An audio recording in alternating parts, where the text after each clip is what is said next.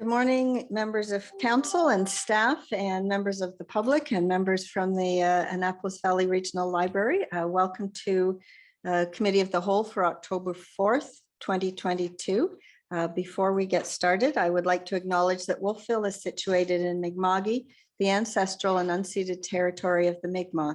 And as such, I ask that we conduct our business with the 7 sacred teachings in mind: truth, honesty, love, courage, respect, wisdom, and humility. And could I have a motion to approve the agenda, please? Deputy Mayor Madeira Voss, seconded by Councillor Elliott, and our CAO is joining us on Zoom. And Erin, are there any changes or omissions? No, there aren't. There aren't. All right. With that, members of council, and any changes or additions or omissions? All right, all in favor of approval of the agenda as received, please indicate by saying aye. Aye. Opposed? That's passed. Now we have 4 sets of minutes, 2 of which are in camera minutes. And could I have a motion to move the minutes of Committee of the Whole September 6th? Councillor Butler, did you? Do you want me to read it? Please. I move that the minutes of September 6, 2022 Committee of the Whole meeting be approved as circulated and or amended. Thank you. And a seconder, please. Councillor Ingham. And are there any errors or omissions in those minutes? All in favor of approving the minutes as received, please indicate by saying aye. Aye. Opposed? Those are passed.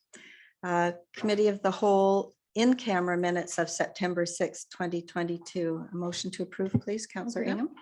I would move that the minutes of September 6, 2022 Committee of the Whole in-camera meeting be approved as circulated and or amended. And a seconder, please. Councillor Butler, all in favor, please indicate by saying aye. Aye. Opposed? Those are passed. And Special Committee of the Whole minutes for September 13th, 2022. Motion to receive. Councillor Ingham, your light's still on. I would move that the minutes of September 13th, 2022 Special Committee of the Whole meeting be approved as circulated and or amended. Thank you. And seconded by Deputy Mayor Madeira Voss. Are there any errors or omissions in those minutes? No. Hearing none. All those in favor of approval of the minutes of Committee of the Whole for September 13th, 2022, please indicate by saying aye. Aye. Opposed? Those are carried. And finally, Special Committee of the Whole in-camera minutes, September 13th, 2022. A motion to receive, please, Councillor Ingham. I would move that the minutes of September 13th, 2022 Special Committee of the Whole in-camera meeting be approved as circulated and or amended. And a seconder, please. Councillor Elliott. All those in favor, please indicate by saying aye. Aye. Opposed? Those are passed. And I will turn it over to our representatives from the Annapolis Valley Regional Library, Janet and Angela. I will let you introduce yourselves, and also, I guess between you and our clerk, you can get the, yeah, it's already up. I will first start. Angela's going to do the presentation. Janet, I'm sorry.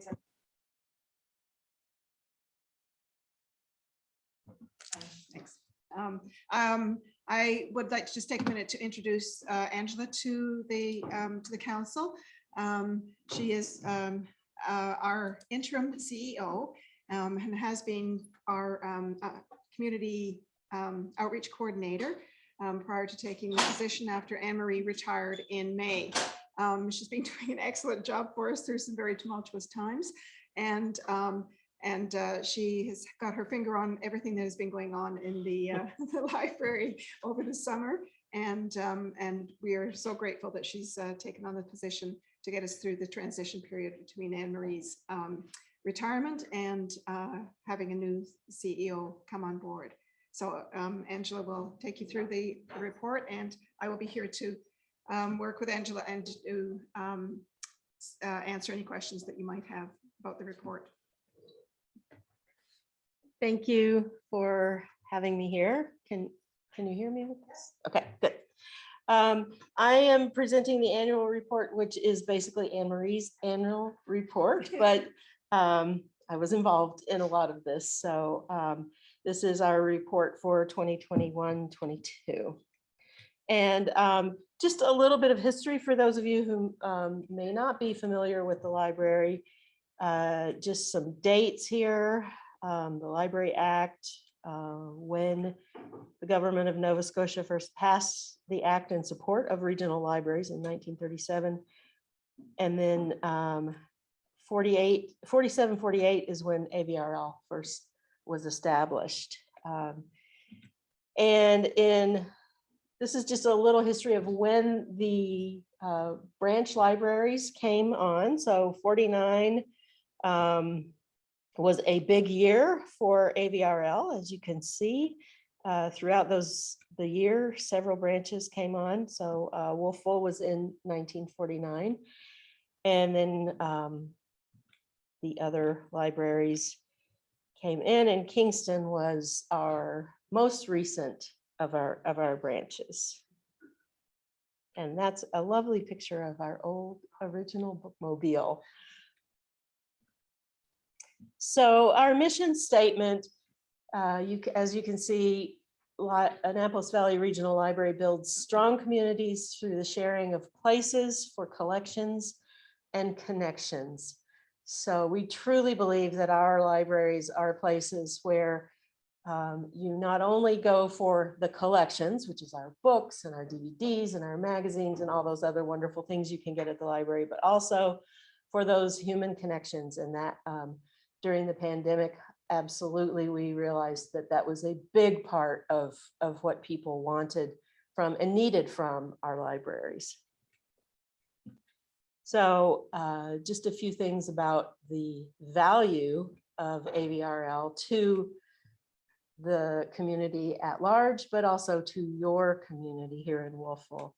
Supports for children, students, literacy, reading, increasing profits for nearby businesses. This is something that a lot of people don't think about, but there has been research that shows that, especially in rural communities, when people live outside of town, when they come into the library, they combine that with shopping and with doing appointments and all of those things that benefit the businesses. And I'm sure that when they go to they make a trip into the business, they also make a trip to the library. So they're combining that, but it has been shown that visits to the library do increase profits for small businesses, especially in rural areas. Information literacy, which right now is a really important thing, and supporting a democratic society, and the fact that we do provide a lot of information for people, and we're a place where people can come to find information. Access to technology, especially in rural Nova Scotia, there are a lot of people who do not have reliable internet. I live on top of a mountain. I don't have reliable internet, and the library does, and that's available 24/7. And we definitely see people sitting out in the parking lots using our Wi-Fi. It's become a trusted location for health initiatives, especially during the pandemic, when we had a lot of different ways that we supported health initiatives, which I have a little more detail in our report. We promote culture and creativity with programming. It's a safe physical space for a lot of people. It's a warm place. It has electricity. It's a cool place in the summer, and a lot of people use it for that. And it is an equitable space. We've started to focus on accessibility. So a little bit about our libraries. We work to remove barriers. We're working really hard on our accessibility plan. We support lifelong learning, and we're one of the last remaining free public spaces left in the modern community. You are not expected to pay any money when you come into the library. We don't even charge overdue fees anymore. So that's sort of our background, and onto the report. So one of the things that we are really proud of in the last 2 years is our Moving Through initiative. We got a 2-year federal grant from Canada's Canada Heritage Anti-Racism Action Program. And we had over 1,300 people come to programs. We have a book display, we did art activities, and this happened during the pandemic. So we really worked hard to still reach people, even though we were unable to do a lot of in-person programming the way that we would have done. And we did a lot of work with public health. And this is a photograph of Anne Marie standing out in a snowstorm, handing out test kits to people in a drive-through situation, because that was just the easiest way for us to do it. So pop-up test site, pop-up kits. We laminated proof of vaccination cards and still are doing that. If anybody needs to update theirs with their latest booster. And we are drop-off sites for pulse oximeters that people are using. So when people get those from public health, instead of mailing them back in or taking them to the hospital or their doctors, they can drop them off at the library, and then public health comes and picks those up from us. And we still have masks available at branches. So one of the things that we did during the pandemic, because we weren't able to do in-person programming, we moved to virtual events and take and make kits. So even though our libraries were starting to, we're back in and people were coming in, we still had programs on hold because of social distancing and because of sharing of materials, and just nobody really knew what was going on. And so it was easier to keep that programming piece sort of held back a little bit, because it was still working really well to have virtual programs and to have the take and make kits, which are still popular. One thing we found is that people really love being able to walk into the library, take a kit, take it home, and do it with their kids at home, or for adults as well. We've made them for adults. And we were able to provide quite a bit of cultural programming online. In fact, we probably were able to provide, I know we were able to provide some things that we would not have been able to afford in person, because we were able to get people from all around Canada to do virtual programming for us. We didn't have to fly them here. We didn't have to give them a place to stay, but we were able to learn from their expertise and have those cultural programs online, and they were really well attended. So some performance measures, and in your paper copies, there's quite a bit more of this. This very middle part is where the numbers, the big numbers are as far as the performance measures. So you can see we had 444,000, almost 445,000 items borrowed in 2021-22. Lots of online visits. People were still using the library online a lot. And we have almost 23,000 active members. And the digital circulation, as you can see, has it's quite healthy, almost 73,000. 2,854 new users in that year. And our summer reading club participants read over 1 million minutes. And we're pretty sure that next year that's going to break 2 million. People in the Annapolis Valley really like to read. You can see that the public computer use is healthy, 87,000. So looking ahead, our in-person programs have returned and people are coming back to them. I believe Alice told me the Babies and Books had 6 or 7 families, and Babies and Books is always interesting because it's always a new group. right? Because they have they're babies, so they're new users to the library. So when we get a healthy number of people coming to Babies and Books, that means that we're continually getting those new groups of people coming into the library and using it. Circulation is back to pre-pandemic levels, and in the report that Janet Ness gave to you, you can see that Wolfville's circulation for the period of April 22 to August 22 has increased 78% over the previous year. So people are coming back to the library, and that's encouraging news.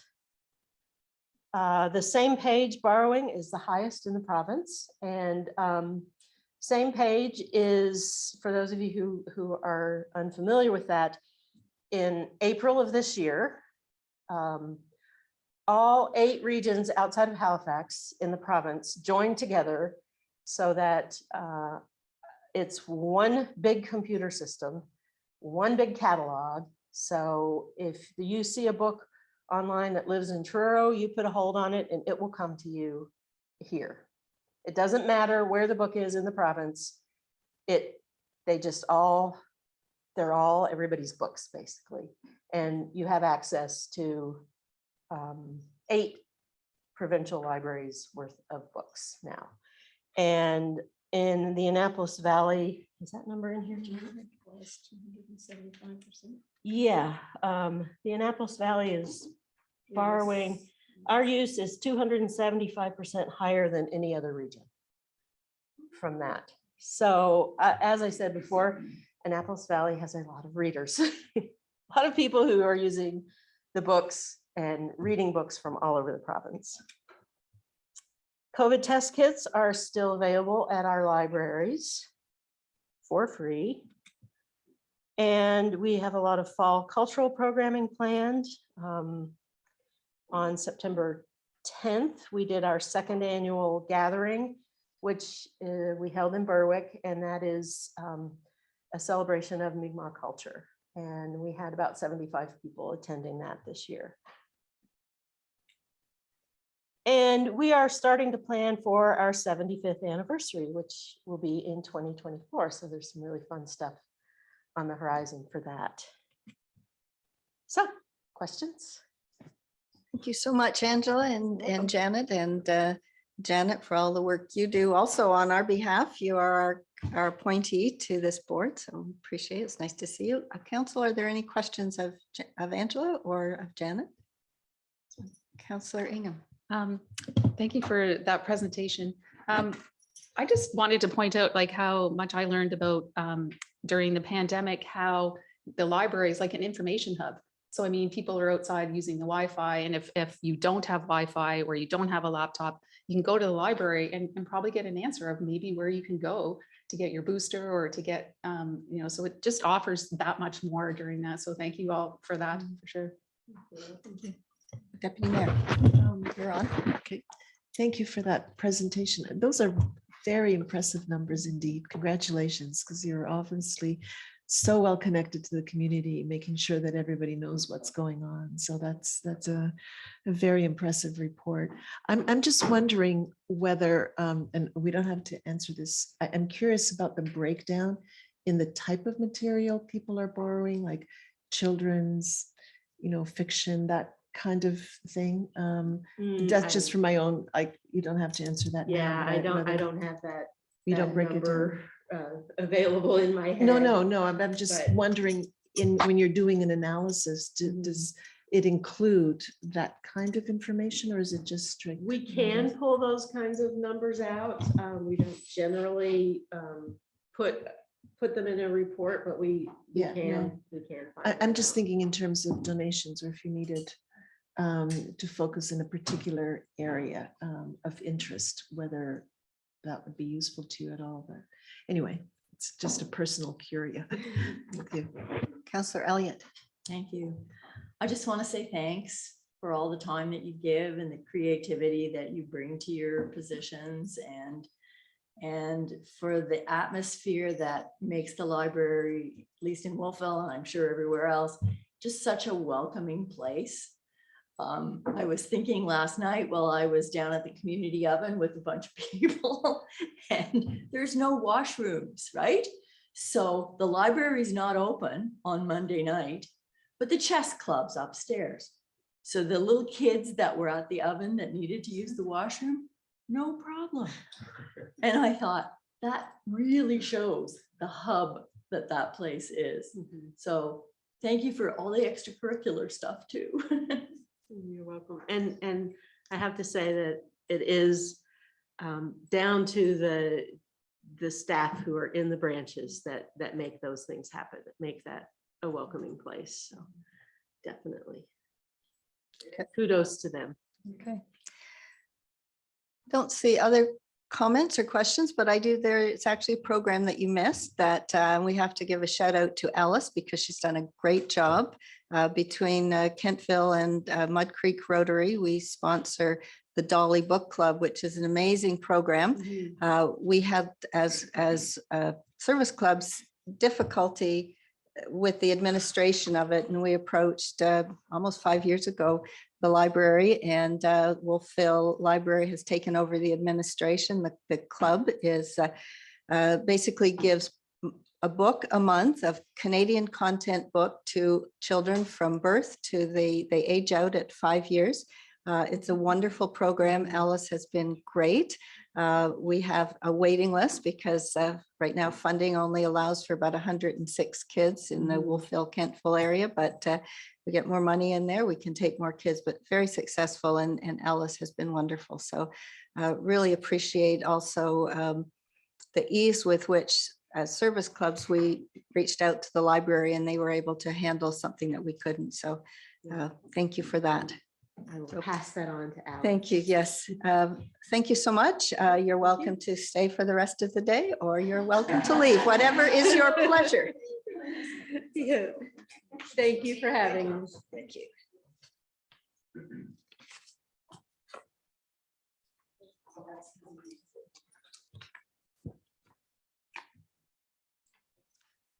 Right. Do we have anybody for public input? Yes, we do. I need one. Mr. Jeffries, did you want to speak? Thank you. You know the drill. You have 3 minutes once you start, and I'll give you 4 if you need them. Extra minutes.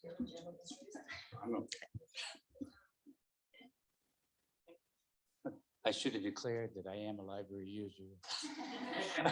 Too bad they left, because I compliment the library for their pivoting to electronic access. Right, I got an email one day saying your card is expired, and I wrote back and said, well, can I just renew it? You know, yeah. So, Is this part of your 4 minutes? No. Okay. All right. Whenever that's a whenever compliment you're- to the library. Yes, thank you. I'm Michael Jeffrey from Westwood Avenue, and mostly I just wanted to comment in anticipation of the report on housing. I would rather have commented afterwards, but in anticipation of some of the things, I just want to make 3 comments. First of all, I've been surprised in Wolfville. This isn't directed at councillors, but to our community. I'm really surprised at the lack of awareness of poverty and housing issues amongst the general public.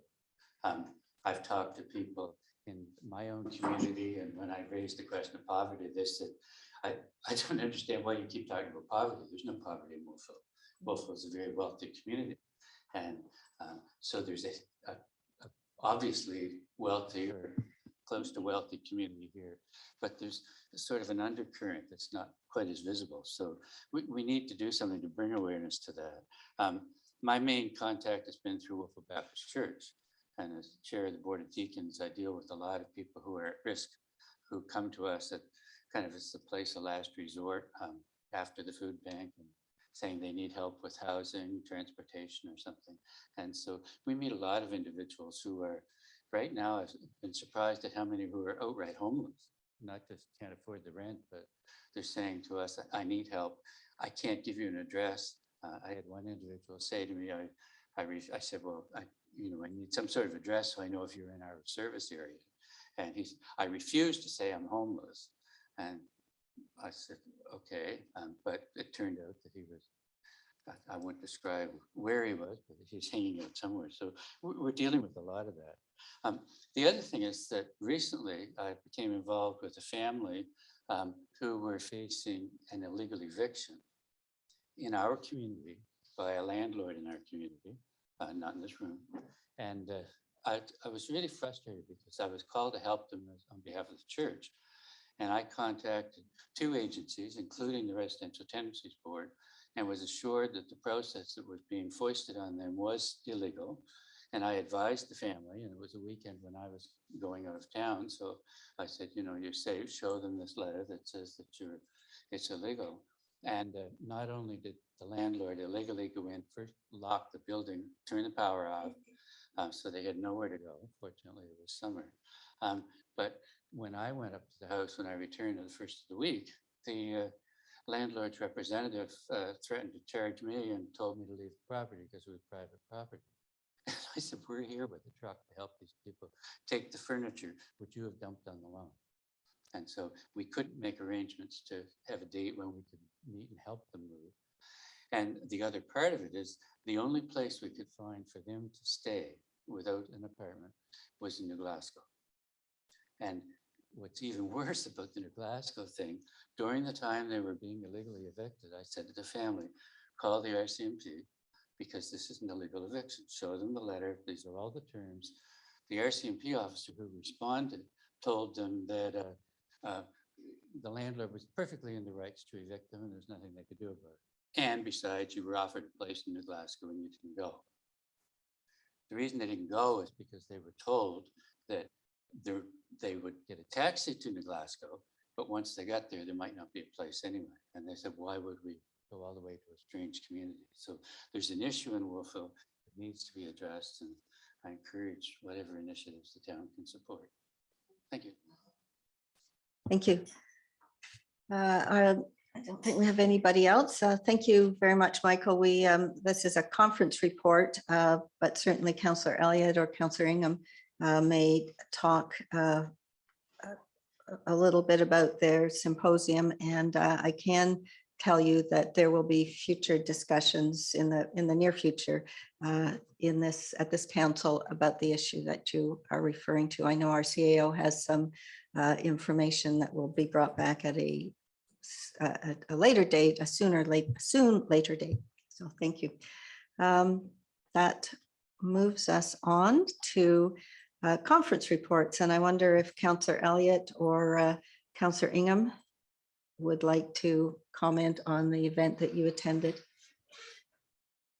Yeah, no, it's a great event. I mean, it brought together a lot of, people, or MLAs there, and of course, John Lohr was there and spoke. And I think, Wendy and I did talk about, that there is homelessness in Wolfville and you don't always see it.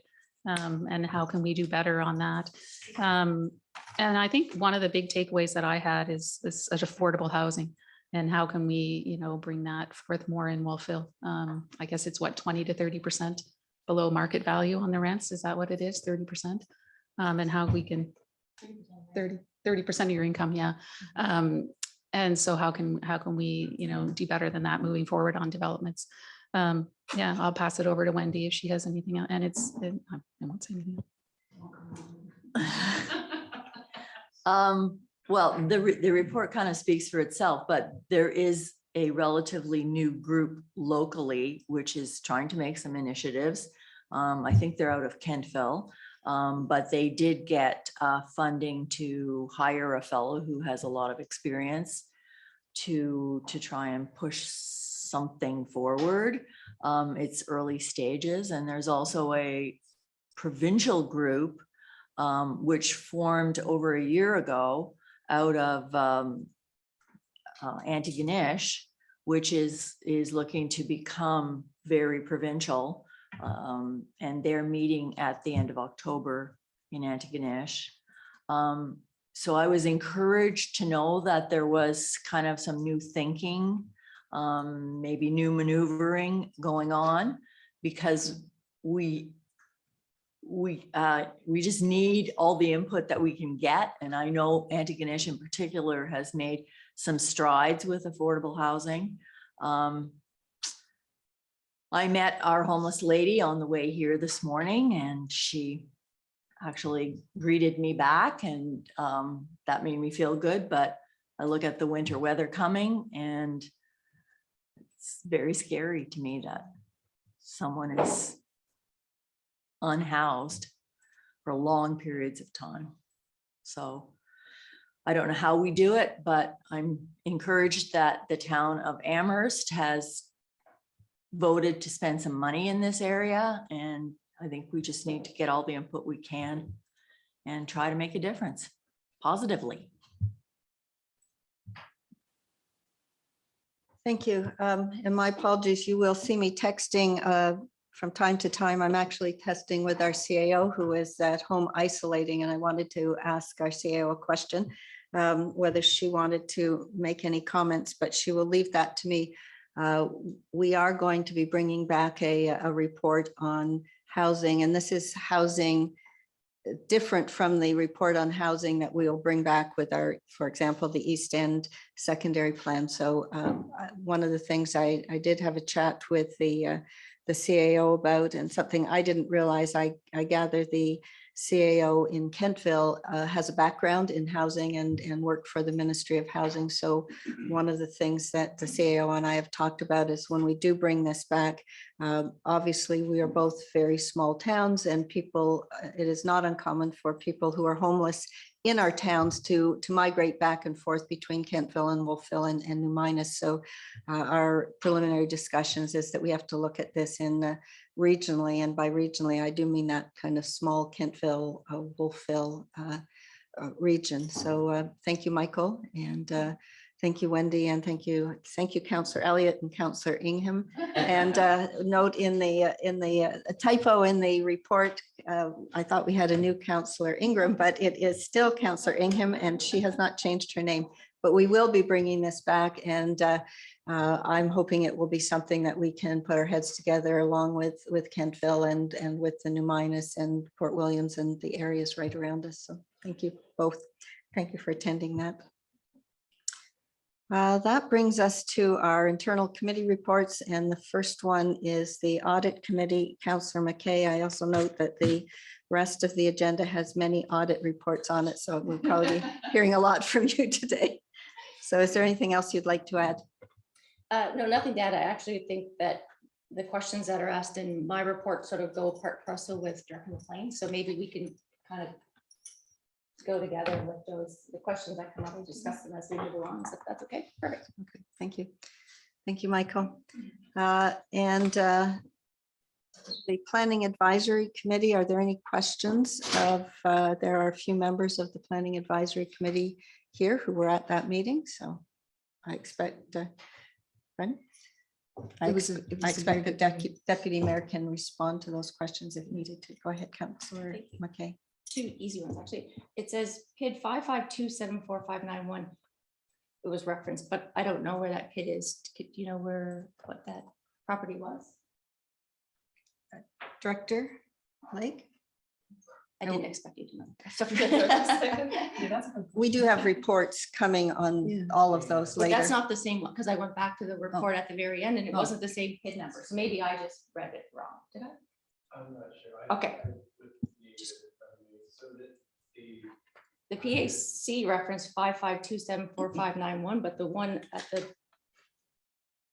end of our package didn't have the same number. So that's why I was confused, but maybe it was just me. Might have been a typo. or Could have been. something. So yeah, I was wondering that. Okay, that's fine.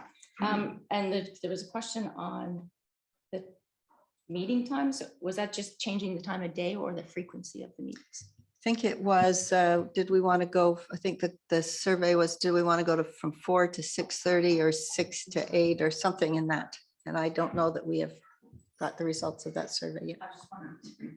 No, No, it's fine. time of day. Councillor Lake, no, Director Lake. I think we did decide we're going to leave the meeting time as is. Yeah. Okay. Thank you. Any other questions?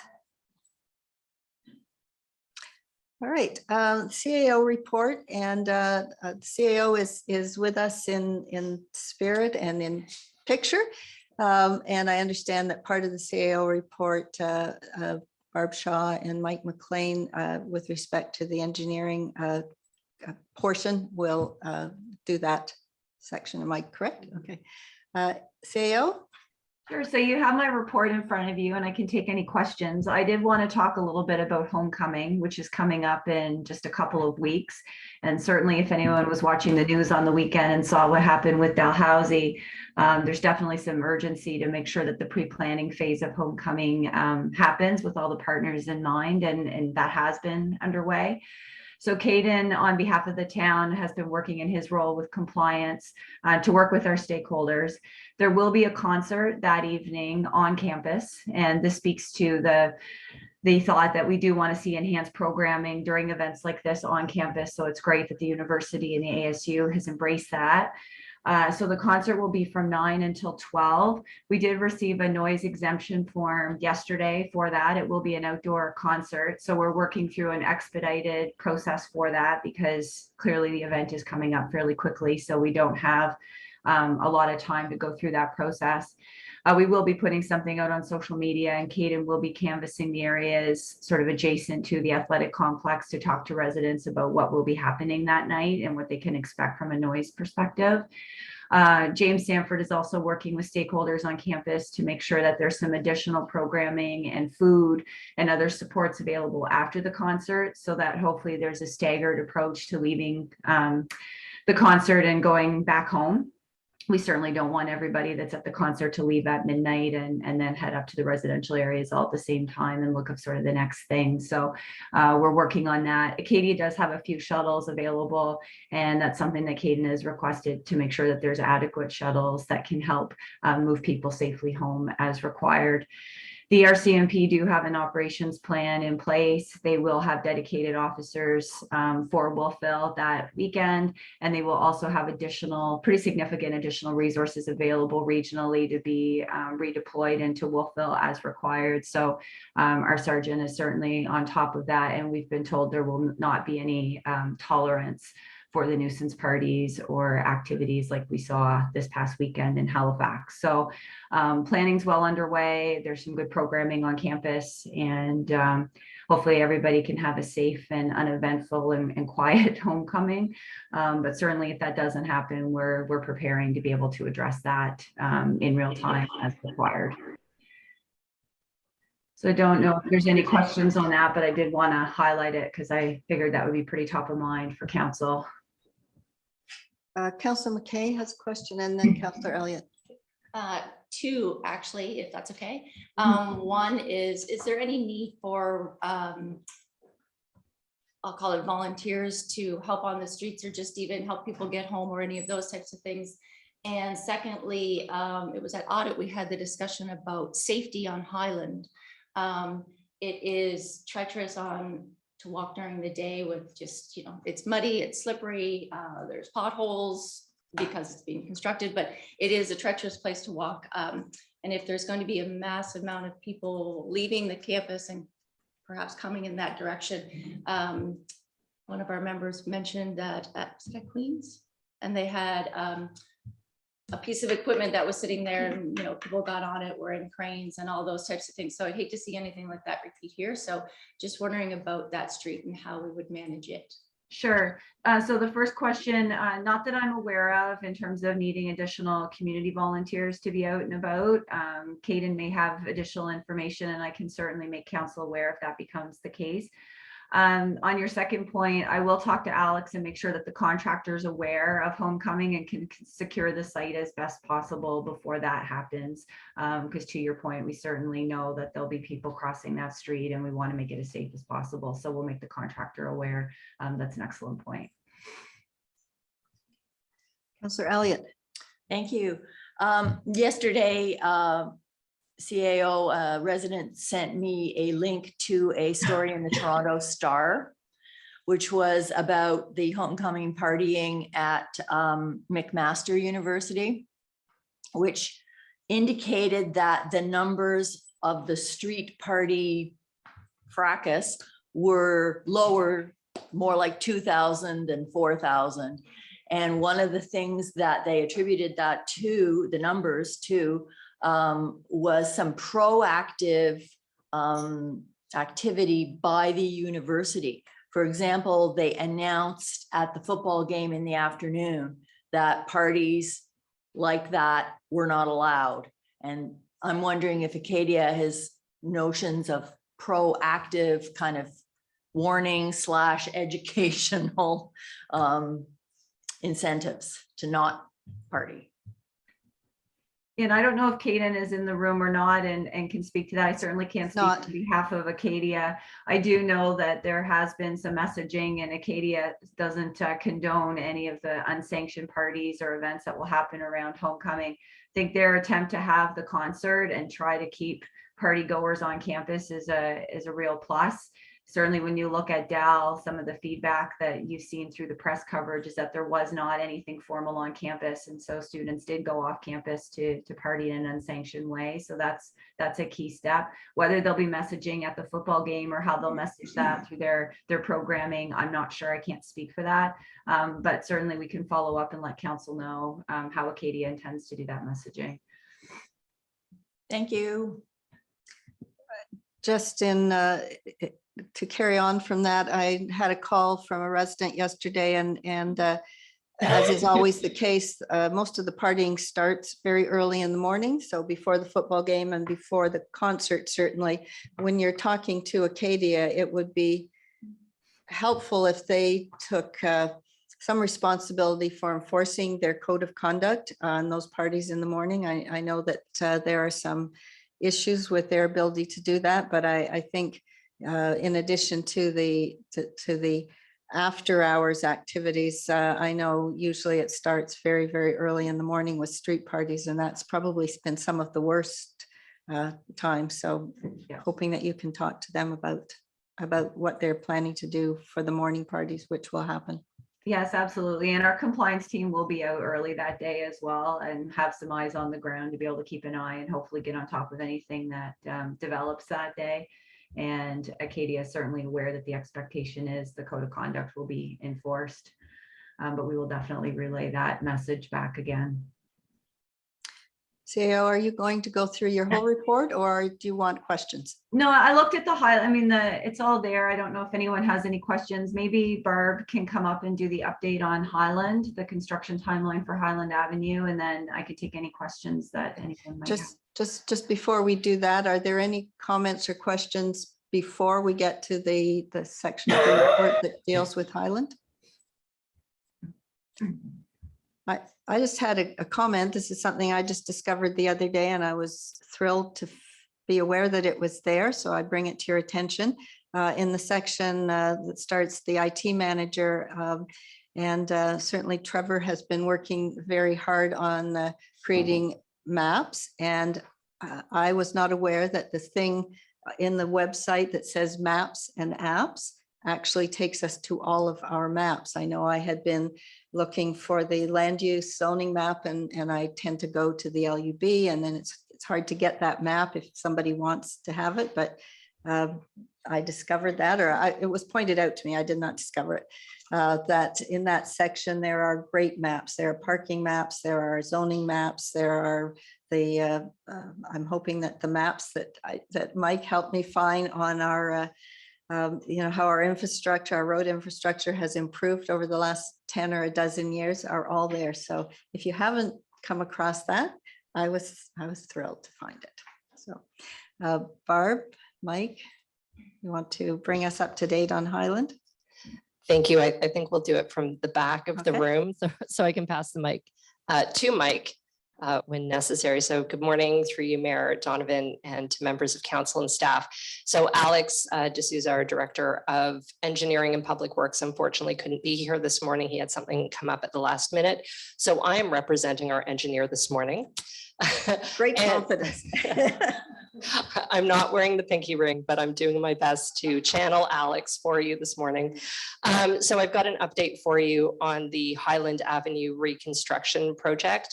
As we're aware, it has been ongoing for quite a number of months. The weather is cooling now, which is causing a shift in direction. The contractor is getting ready to start planning to wrap up the project for the season because of that drop in temperature.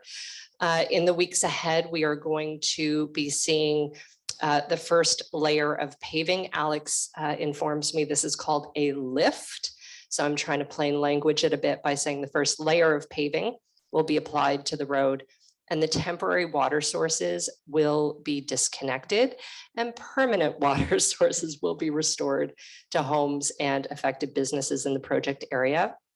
The more unfortunate news is that the contractor has advised that not all of the work that we anticipated would be completed in this go round will be done. So the contractor will be returning in the spring to complete a remaining 50-meter section that goes from Pleasant north up Highland Avenue. In the spring, when the contractor returns to do that, we will see the second layer or lift of paving applied at that time, as well as some restorative details. And that will complete the project. So I wanted to bring awareness to council. Alex and I have been working on a plan to communicate with the impacted residents. So we will be doing mailouts through Canada Post to property owners. And in light of the fact that not everybody lives in their properties, we will also hand deliver notices to the impacted properties so that folks living in those properties will have equal awareness. And I probably can't answer a lot of your questions, but I can pass it over to Mike if he wants to add anything.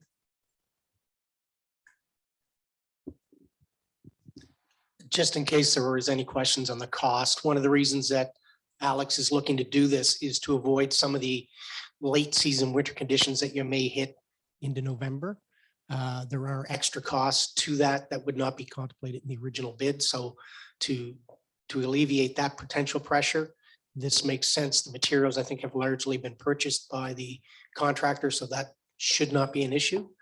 And this was, just to remind council, I think at least since my time here, the longest stretch of road that we would have tried to completely rebuild underground and everything within a season.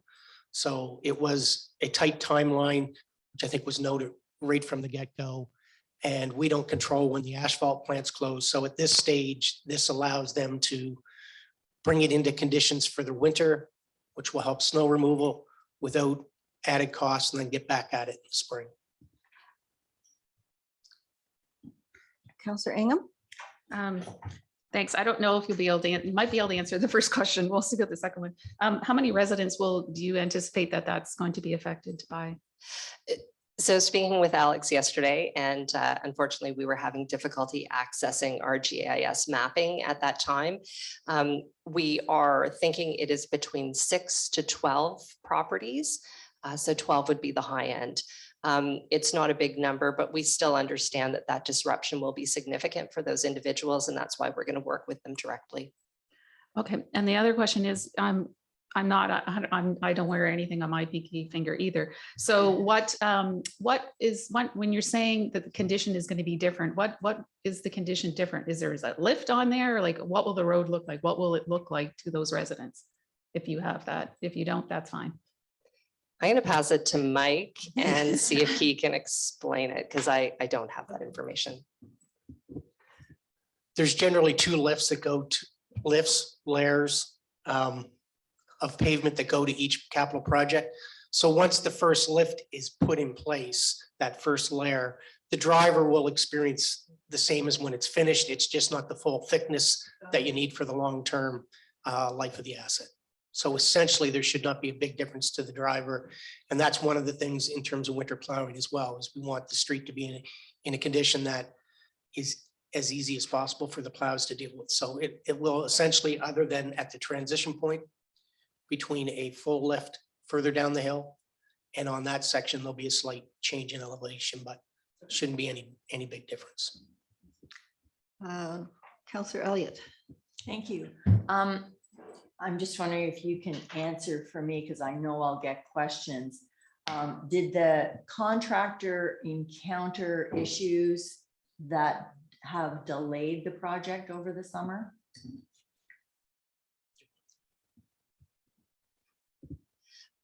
I asked Alex the very same questions yesterday as we started to prepare the messaging. So of course, everybody can immediately guess supply chain was an issue. There was some issues that had been reported of people kind of being present in the construction site.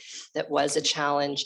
And then Fiona cleanup has also impacted progress. So, and the big one that we can never control is weather. So as we're all noticing, it's getting colder faster than we anticipated. So that's working against us in this case. So what do you mean about people being present? There were some reports of Vandalism? not so much vandalism, but just people being in the work site. Again, that's something that Alex could go more into detail with, but general, I mean, supply chain, it was a big job, all of these things. It was an ambitious project. Yeah, thank you. Councillor McKay. Thank you. Yeah, I understand it's going to affect 6 to 12 direct properties on the street, but that street is used by everyone, which I think is part and parcel why people were going across it probably quite often, going to and from school. It is the way to get to Wolfville School. Like, I mean, it is a main thoroughfare for lots of people for lots of different reasons. So we will put out a mass thing to say that it will have one layer and that will be, but it will be usable for cars. Public transit will come back on that street because I think they've been rerouted through. I assume that's a yes. Okay. Now it's a yes. And then what does active transportation look like on that? Because it was supposed to have your bike lanes, your sidewalks, all of like, that was the main reason to do it. So what does that look like? So I'm looking at Director Lynn, and hot I'm potato. gonna let the expert weigh in here. So I feel like this is a little bit of a panel happening, so I'm gonna pass over to Director Lake. That's right. I think it'll be disjointed until it's completed is the reality. Yeah, but the bottom end, I think you've probably all walked on the sidewalk down by Main Street. But the very top section, obviously the connectivity from Pleasant and Skyway is needed, but there would be some type of existing sidewalk. But yeah, some of this probably does need a bit more of Alex to get into the nitty gritty, but it's certainly be passable for pedestrians. It's just not going to be to the service level that the finished street will be. And Alex will be joining us too. He said he'd be there around 10, so he may walk in very strategically, but if there are some questions, he can certainly speak to it better than our panel. So we can maybe revisit this at the end of the meeting with Alex if there are some lingering questions. There just wasn't another place to really fit it on the agenda, so we did want to tackle it during the CAO report, but he will be at the meeting. He's just running a bit late. Okay. So we can Maybe do he can fill us in when he arrives. We can just Yeah, sidebar whenever. sure, we can. Okay. My Councillor question, Butler. my question can wait till Alex gets in at 51. Are there any other comments or questions on the CAO's report? Okay, thank you. All right, it's 9:53. We'll go until about 10:30 and then we will have a very short 10-minute recess, but let's move along now to the various staff reports. And the first one is the procurement policy update. And I imagine Director McLean, are you coming up to the mic or staying at your mic down there? Many mics.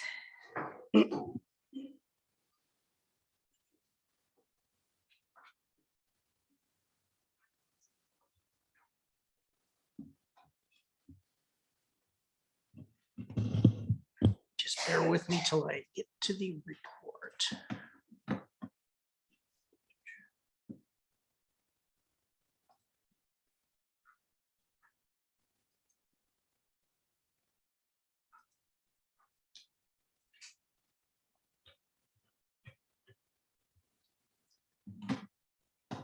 So the first of a couple reports you'll hear from me on.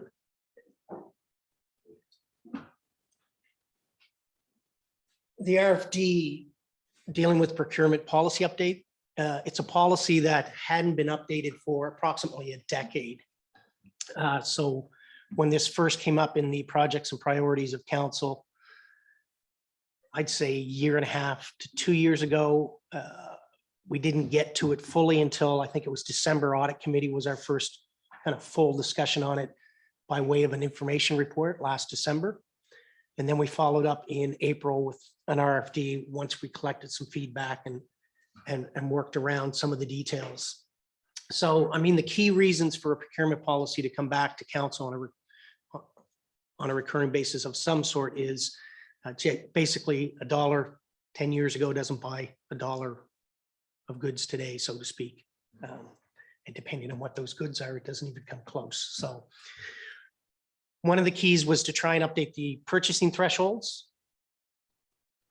Others were to perhaps create a couple new categories at lower dollar levels to provide a little bit more flexibility in the area that's not significantly going to impact the budget, but provide staff an ability to just get the work done without being tied up in kind of the bureaucracy that can be perceived through like a full-blown tender. And I am talking smaller dollar amounts. So this process, if you've gone through the details of this has gone to Audit Committee a couple of times. We had some really good discussion around it, probably cumulative, the most hours we've spent on one topic, I would tend to say. Keys at this stage, and I'm just going to scroll through a couple of the reports, there was in the old, I'm just looking at my first note here. These were the final changes that we made. The original procurement policy from a decade ago had a 10% variance that the CAO had authority to sign off on, which meant if an item came in, and we're talking generally the larger capital projects or larger operational projects. If it was over budget by 10%, within that, CAO could sign off on that. That became one of the key areas that we talked about at audit, was perhaps that at a certain dollar level was too much flexibility, because once council set a budget, if it's a $5 million project, a 10% variance is $500,000. And should we as staff be proceeding under that 10% variance? So that became part of the discussion. And I'll jump to the section of the procurement policy that now breaks it into 3 components. So that was one key area. Another key area was standing offers, and how we deal with those and trying to connect it to the budget process is really what owed to the discussion. Where we ended up, one of the keys was council's staffs need to bring that to council's attention through the budget process of where standing offers might be used. And that provides council an opportunity to ask questions, clarify, or provide direction that may be different than we originally intended. Requests for proposals, similar sort of conversation, but the particular niche of some of the larger RFPs that we deal with was to try and connect that to budget, which opens the door for council to ask questions, clarify scope, perhaps provide direction on where we may be going with that. I think the example we could use from the past year that is before this policy may be adopted was the Parks Master Plan. Came up through the budget process.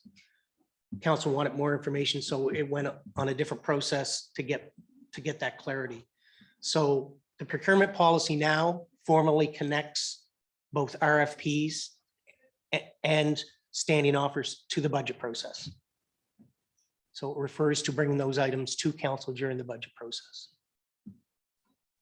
Those would be the key areas. The dollar thresholds have changed, and that is the purchasing power of money. And we've actually added an additional section. So if it's okay with council, because this is a key document, I'll jump to the policy itself so I could highlight for members that don't sit on audit very quickly where some of those changes reside.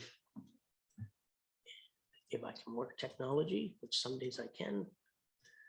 I'll just mention, I won't go into details. For those that have gone through the report, we did do an analysis of all our purchases to help define where the risk areas were, and that's what fed into changes to the dollar thresholds. So if you have a chance to look at it, if you ever had any questions, I'd be more than happy to answer on those items.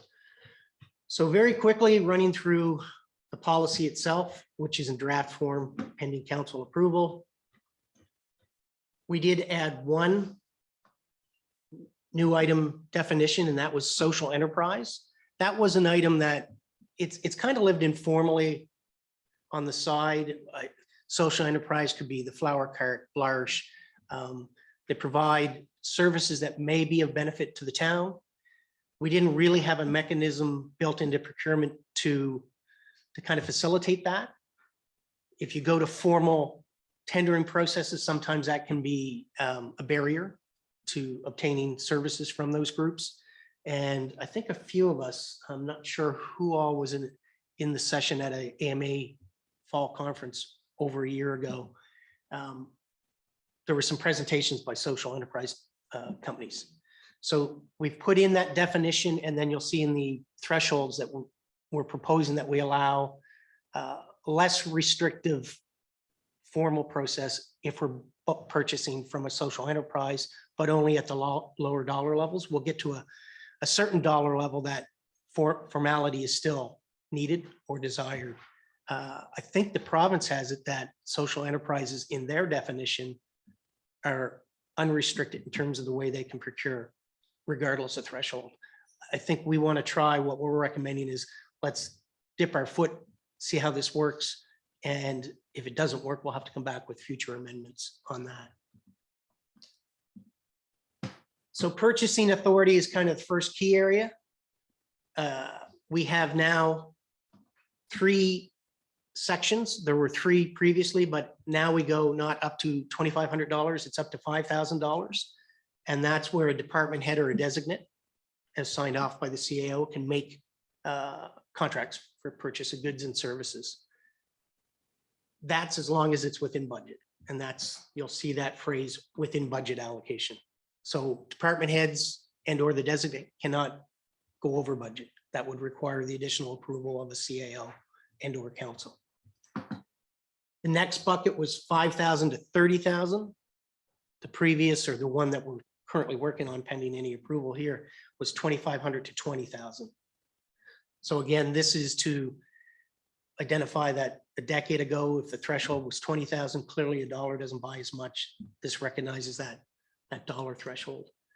Department heads in this case can make the purchase, but again, as long as it's within budget.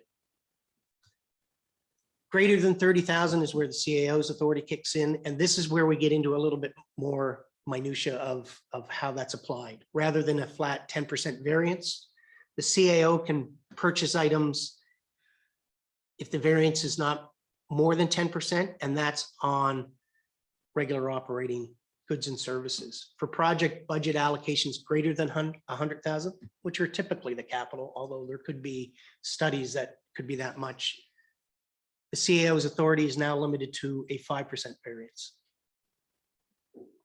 And then there's a hard cap added to that, because even 5% on a $500,000 project or a $3 million project is still a significant dollar that council will have to deal with at some point, whether it's in actual numbers or a budget. So a hard cap of 100,000 kicks in, that any variance over budget more than 100,000, that has to come back to council for approval. So that, we think that addressed, that was a fair bit of discussion, but I think we landed in a good place, and it was one of the items approved through the audit committee to come forward. So, and then purchases not falling within the CAO's authority have to come to council.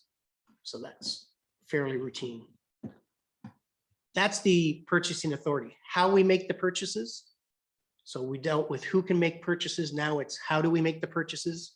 Is it, do you need a purchase order? Do you tender, all those things? We've added a small category, small procurement of less than $500, and that just removes formality to it. We get into small items, and if you go to the pie charts that are in the RFP, this deals with very little of your overall budget falls. You could add those all up, and if they were all off by double the amount, you're still an insignificant, immaterial amount of the budget. The risk is low. So this removes kind of the need for any formality in there and allows staff to make purchases as needed and where needed. Second category is now 500 to 2,500. Again, in that pocket, we can use standing offers from the province. If we have a standing offer within the town, we would use that. And then preference can be given to local suppliers. And we have that in a number of the smaller categories, which is to ensure that, if we need to pick something up, if it's $1 less down the road, just buy it local, sort of thing, without the formality of tendering. That's one of the reasons you have that. The mid-range is now up to $50,000. If you go to the provincial one, that can take you up to 100,000, depends on the type of purchase you're doing, whether it's goods, services, or construction. We're still sticking with one threshold of 50,000. In each of those first few is where you'll see social enterprise network show up. So in each of those first three that I mentioned, the low under 5, up to 5,000 and up to 50,000, that's where we're inserting the use or the ability to procure from a social enterprise organization. Once we get to the higher value, the social enterprise would have to compete in the same way as any other business to keep that formality for larger dollar amounts. And that same steps apply. Standing offers can be used with the province. If it's of value to us, something like our cell service, we get through the provincial standing offer, and it adds significant savings to the town beyond that which we could get otherwise. If we have a standing offer through a formal tender process that would have to be followed for these specific to the town, not a provincial one, we would use that. Engineering right now, we have standing offer with 3 firms that we go back to on a recurring basis to assist with capital projects. The rest of this is fairly close. I think the same as the previous one, and I'll take you to where we did add specific language, and I may not put my hands on it right away. It has to do with purchasing authority for department heads and/or CAO. When you go for grants, applying for grants has the same dollar threshold. So I can procure goods up to $30,000. I can apply for grants covering projects that are $30,000 or less. I can't apply for a grant for a $5 million project. So the key is applying for grants ultimately requires a spending, and that should be, so your spending authority ties to your ability to get grants, and that way it can feed up to council when you get to the dollars that are significant. That was something that came up over the last number of years, and we wanted to make sure that was included. Let me just get down to standing offers. This is the section we've added. Under 5.7.2, standing offers obtained by town process shall, and this is where it ties into the budget process. There's a limit on the number of years that you can contract somebody for a standing offer. That was one of the smaller changes. Our chair, Councilor McKay, mentioned in her audit report earlier is we've made a couple small changes. We moved that from 3 years to 4 years, and that was at our last audit committee meeting. It's also to be for specific goods, like it has to be a specified service goods or construction, and annually this will come forward to council as part of the budget. Where does staff think or plan to use standing offers? Council can consider that, provide feedback or direction based on that, or the standing offers are typically straightforward, but sometimes they're not. So that's where that discussion will happen. And that'll allow council, when they approve the budget, to know where that standing offer may exist and whether that's something that we're looking for. And then 5.7.3 is a totally new section, and that's to bring the language around that same idea of standing offers going to budget process. RFPs, which tend to be for much larger dollars, will become part of the budget process. Council can then consider the scope that's considered within that idea, and then we think those will typically show up in the project charters for capital projects. That's largely where they'll be, but any of the other ones, like a parks plan, would come forward during the budget process and the scope of work that's to be covered. And that allows council to have that look into, does the scope meet the need of what you're looking for? So those are the key changes in the procurement. So one's kind of a routine update of dollars.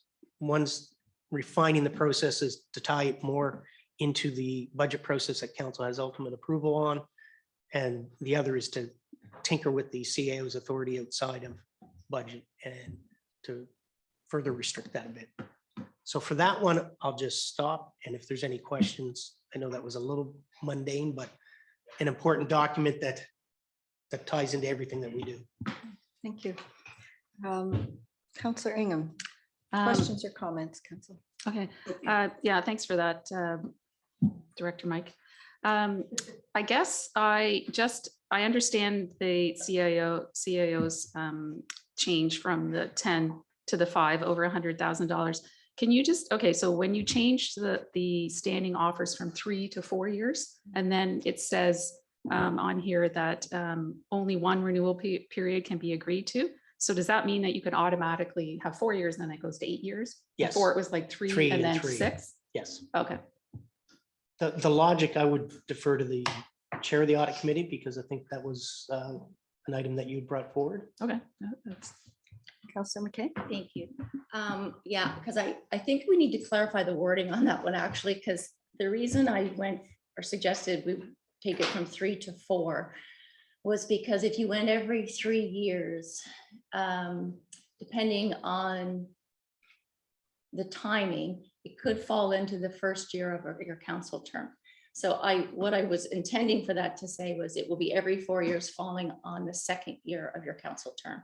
So that you had one budget process year to go through. So your first year you went through it, you have it, it's already in place. You sort of get it from the previous council, but at least you've gone through the process. The next budget session, you get to see it and you get to decide whether that's good or bad or change it or whatever you want to do. But it gives you 1 year to get, at least familiar with the budget process before going through that extra step. So I'm not sure if we need to add wording to clarify the timing of that. The 4 years is right, but I wanted it to say that it would fall on the second year of every council term. That is how I remember our Yeah. discussion. Could I add some feedback to that? Because when we talked about it, it was changing. I understand that was part of the conversation, so we changed it before. If we make it to that timeline, that means every standing offer and or RFP, more so the standing offers because of the 4 years, would have to occur in the same year. That is potentially a bottleneck that we may hit as staff. So if we have engineering, audit, planning, like you would have a lot of potential standing offers occurring at the same time that don't always fit well within a work schedule, but we can add that and we'll have to, as staff, live with that. I'm suggesting that sometimes we have certain services that we don't do them all in 1 year because doing an RFP, going through that process is a fair bit of work. But if that's council's wish, we can make that added change. Just a point of clarification on that. I'm assuming, I understand the workload, but it is my assumption that if we are going out and evaluating, if you are going out and evaluating standing offers, Director Lake would be doing that for planning, Director Thomason for Parks and Recreation, so that it's not all that work is not falling to one person. That it actually does, we spread evaluations of RFPs across the management team. One person does not do 100% of the evaluation. Part of that is to ensure that there's good input. So it does impact more than one. And that if it's the wish of council to have that, we can put it in. I'm just highlighting that as a potential bottleneck for us. Understand, and I guess you'd have to juggle time to manage that. It is, and we also decided that having gone through this council term, we would not try, future councils would not have to do a strategic plan in the second month of their council term for the same reason. And so to me, that was logical.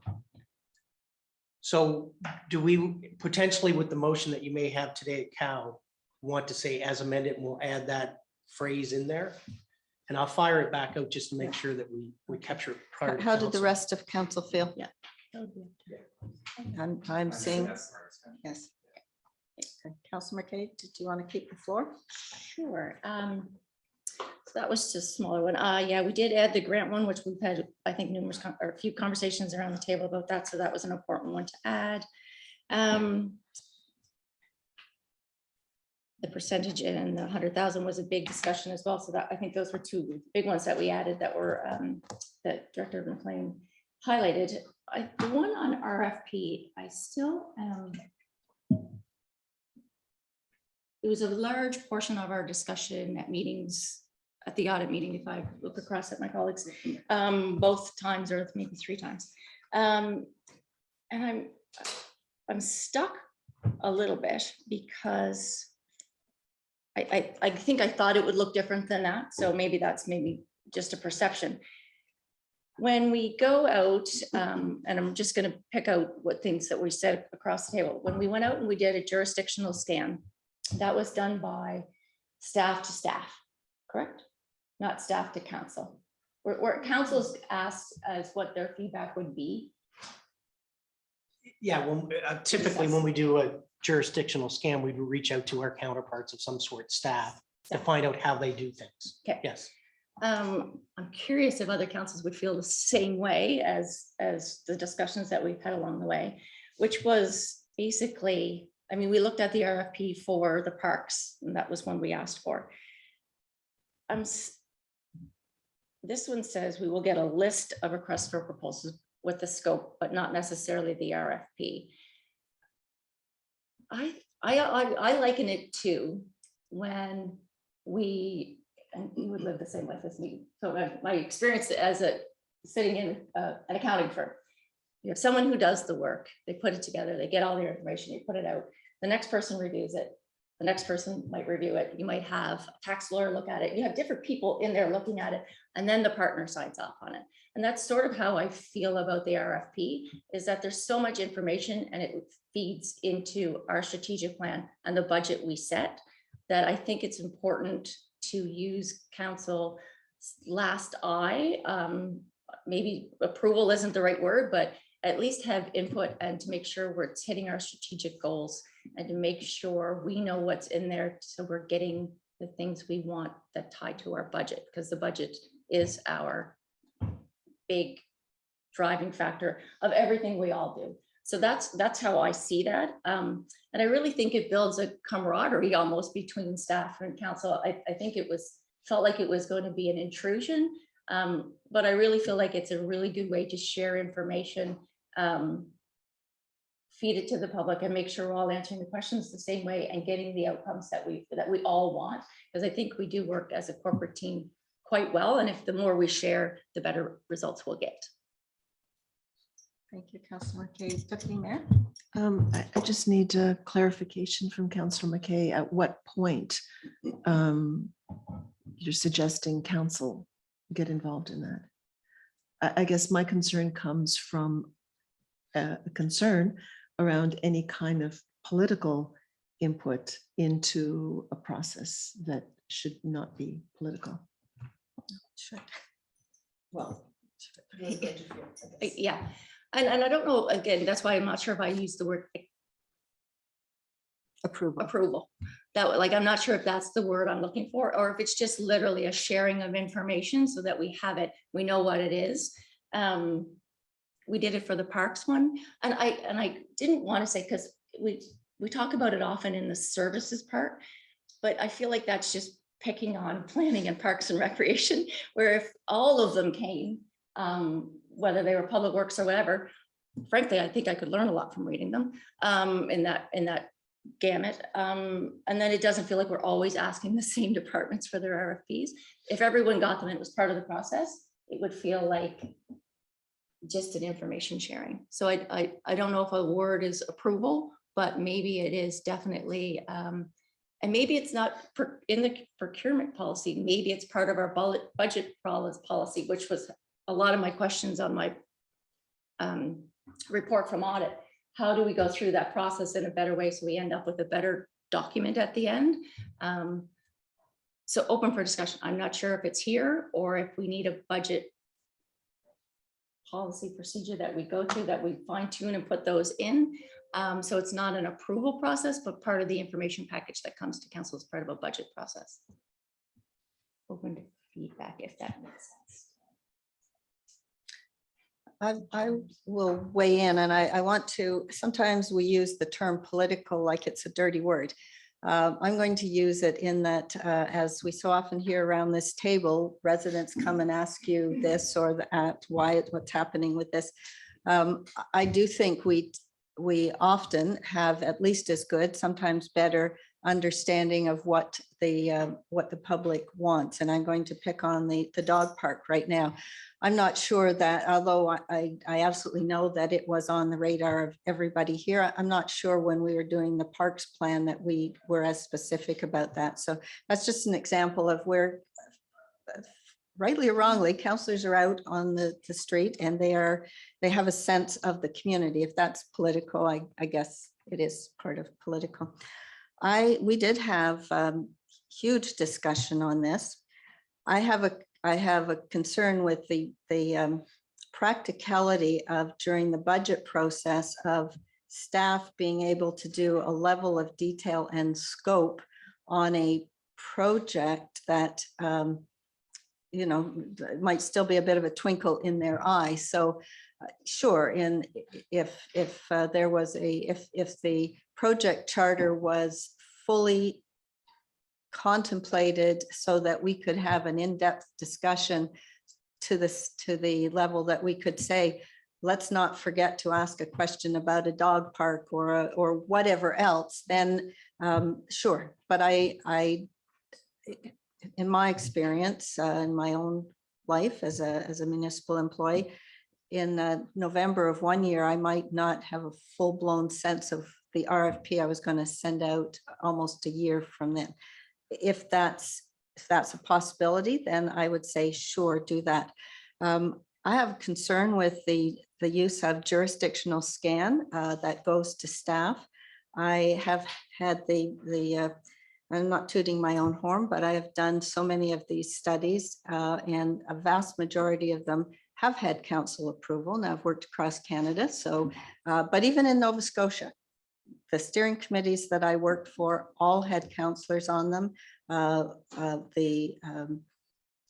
In many cases, they were approved. These are recreation and park studies. They were approved by their council. So I'm not sure that I agree or believe the jurisdictional scan.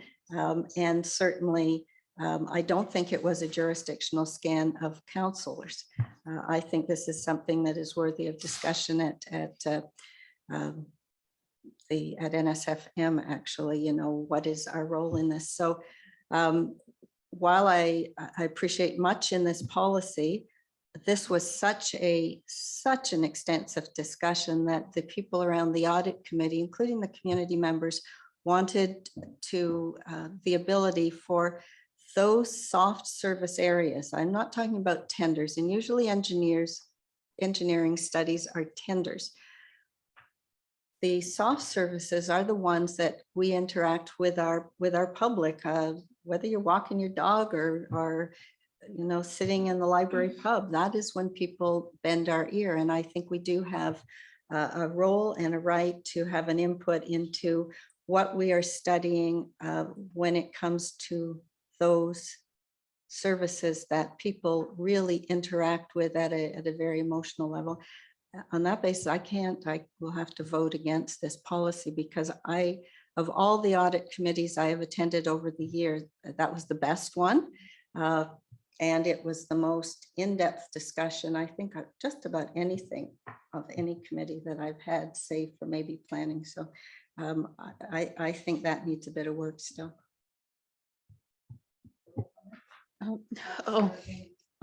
Mayor, can you just give me a specific couple of examples of what you said soft surfaces are?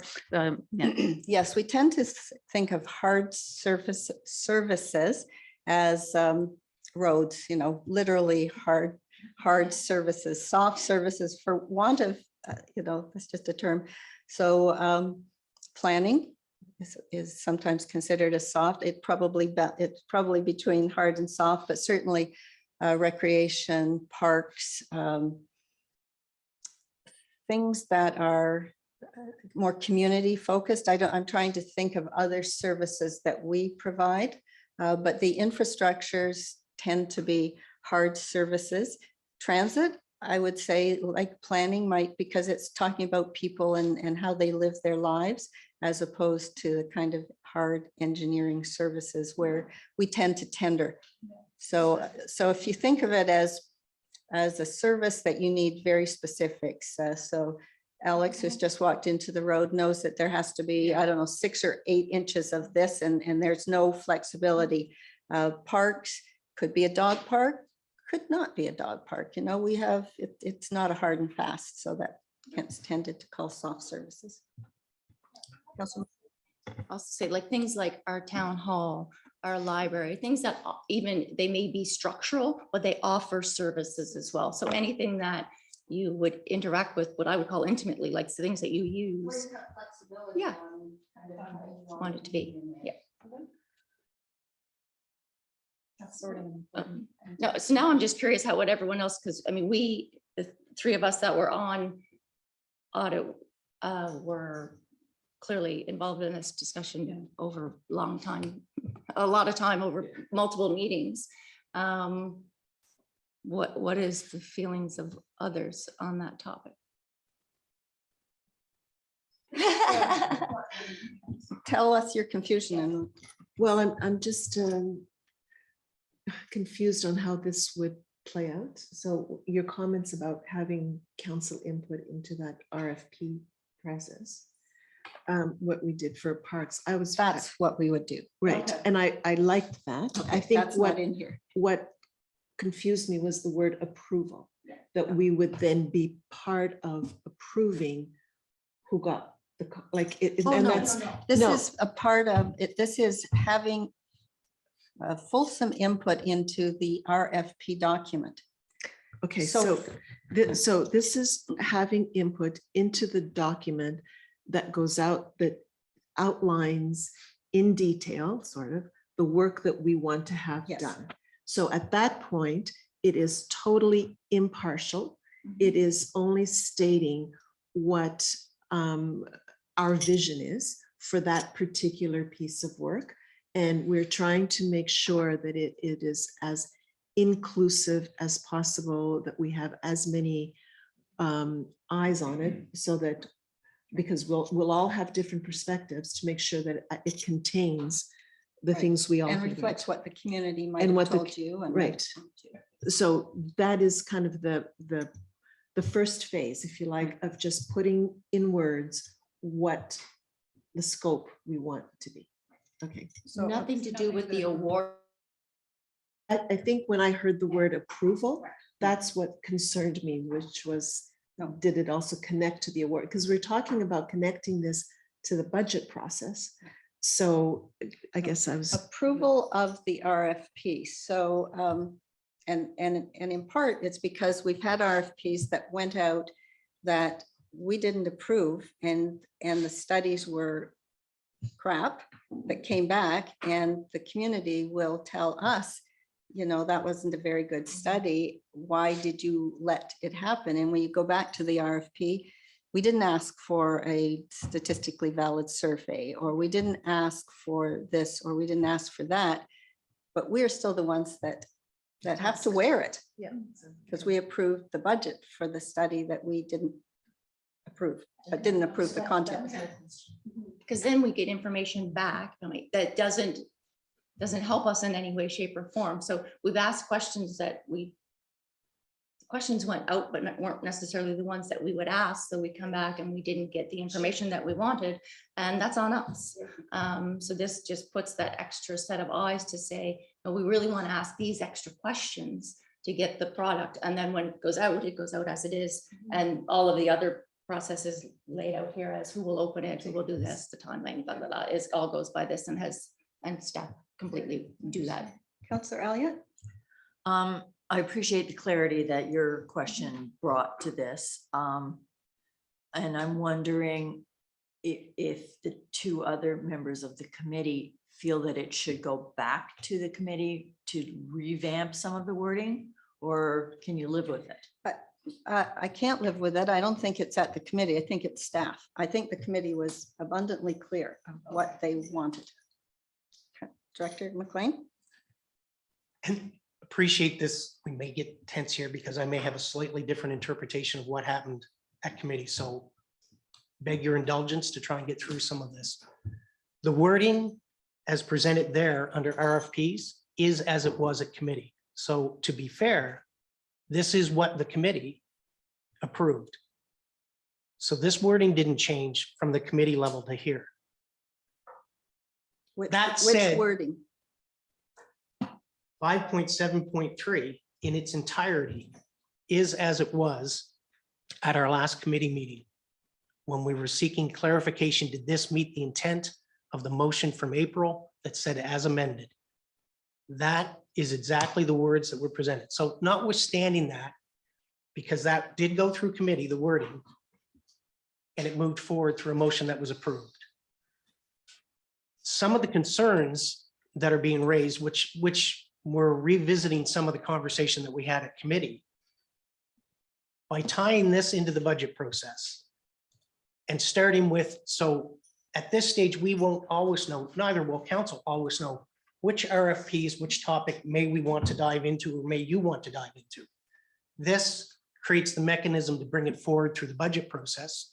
And as I said earlier in my comments, opens the door for council to then go, that one feels more important. We would like more details. By bringing it forward as part of a process that's public with council, with as much information as we have at the time on the scope, opens the door for council to go, that one may need more, whether it's new town hall library or, take your pick, which topic may in any given year need more attention.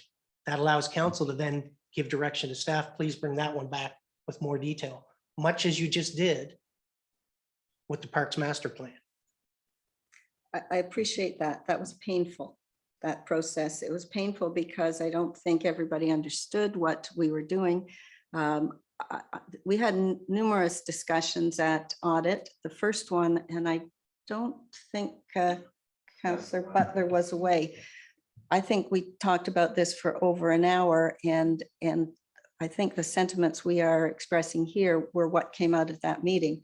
When it came back, maybe people were just tired. I don't know. There wasn't as much discussion. I stand by saying I personally can't accept this. I believe that on those services, which I will call soft, but I'm talking about services where the community has an intimate engagement, not just with the process of the development of Highland right now. Yes, people are engaged with the issue because it's under construction, but whether it's a library or a town hall or a park, they will engage in that for decades to come.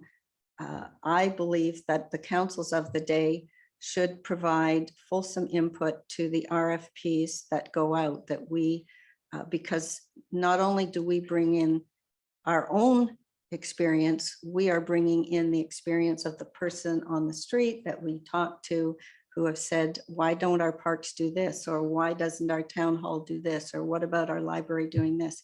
We all live in town and we all know those people, and I, whether it happens at the budget process, which I don't expect that most staff would be ready to know, here's a full list of what we plan to do in this RFP.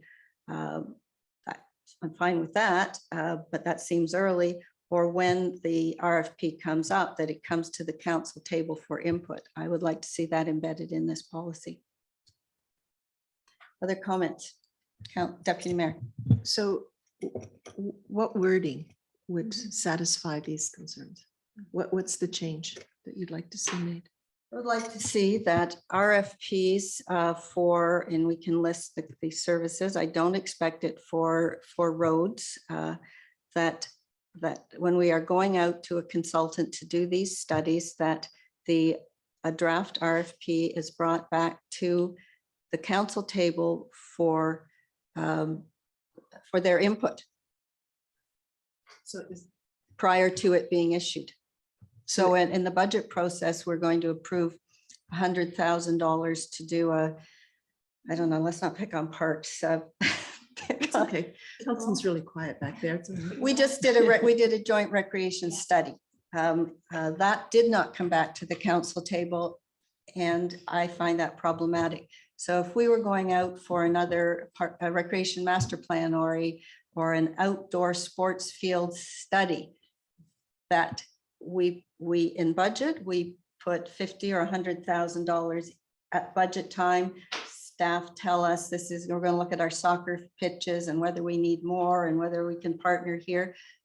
That's the big picture. When it goes out, I would like to see the level of effort that is being asked for from the consultant. Are they going to do, are we asking for a statistically sound survey, or are we just asking for a comment form? And then we can discuss, you know, that's nice, but doesn't really, it's not really worth spending money on that. We can have those discussions and we sign off on it so that when it comes back, when the study is done and we build cricket pitches or whatever, the community, we can go back and say, we asked that the consultants look at cricket pitches or not, we didn't even think about cricket pitches.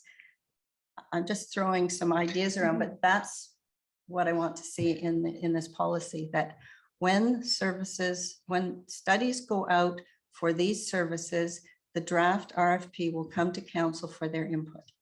So, if I can. Sure.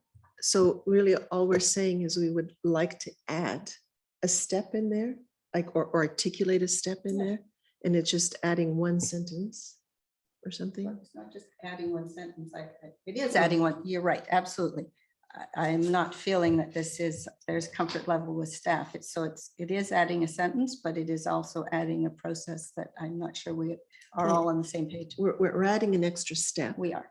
And we want to include that step in the policy with a one or two sentence reference right. that is expressed here.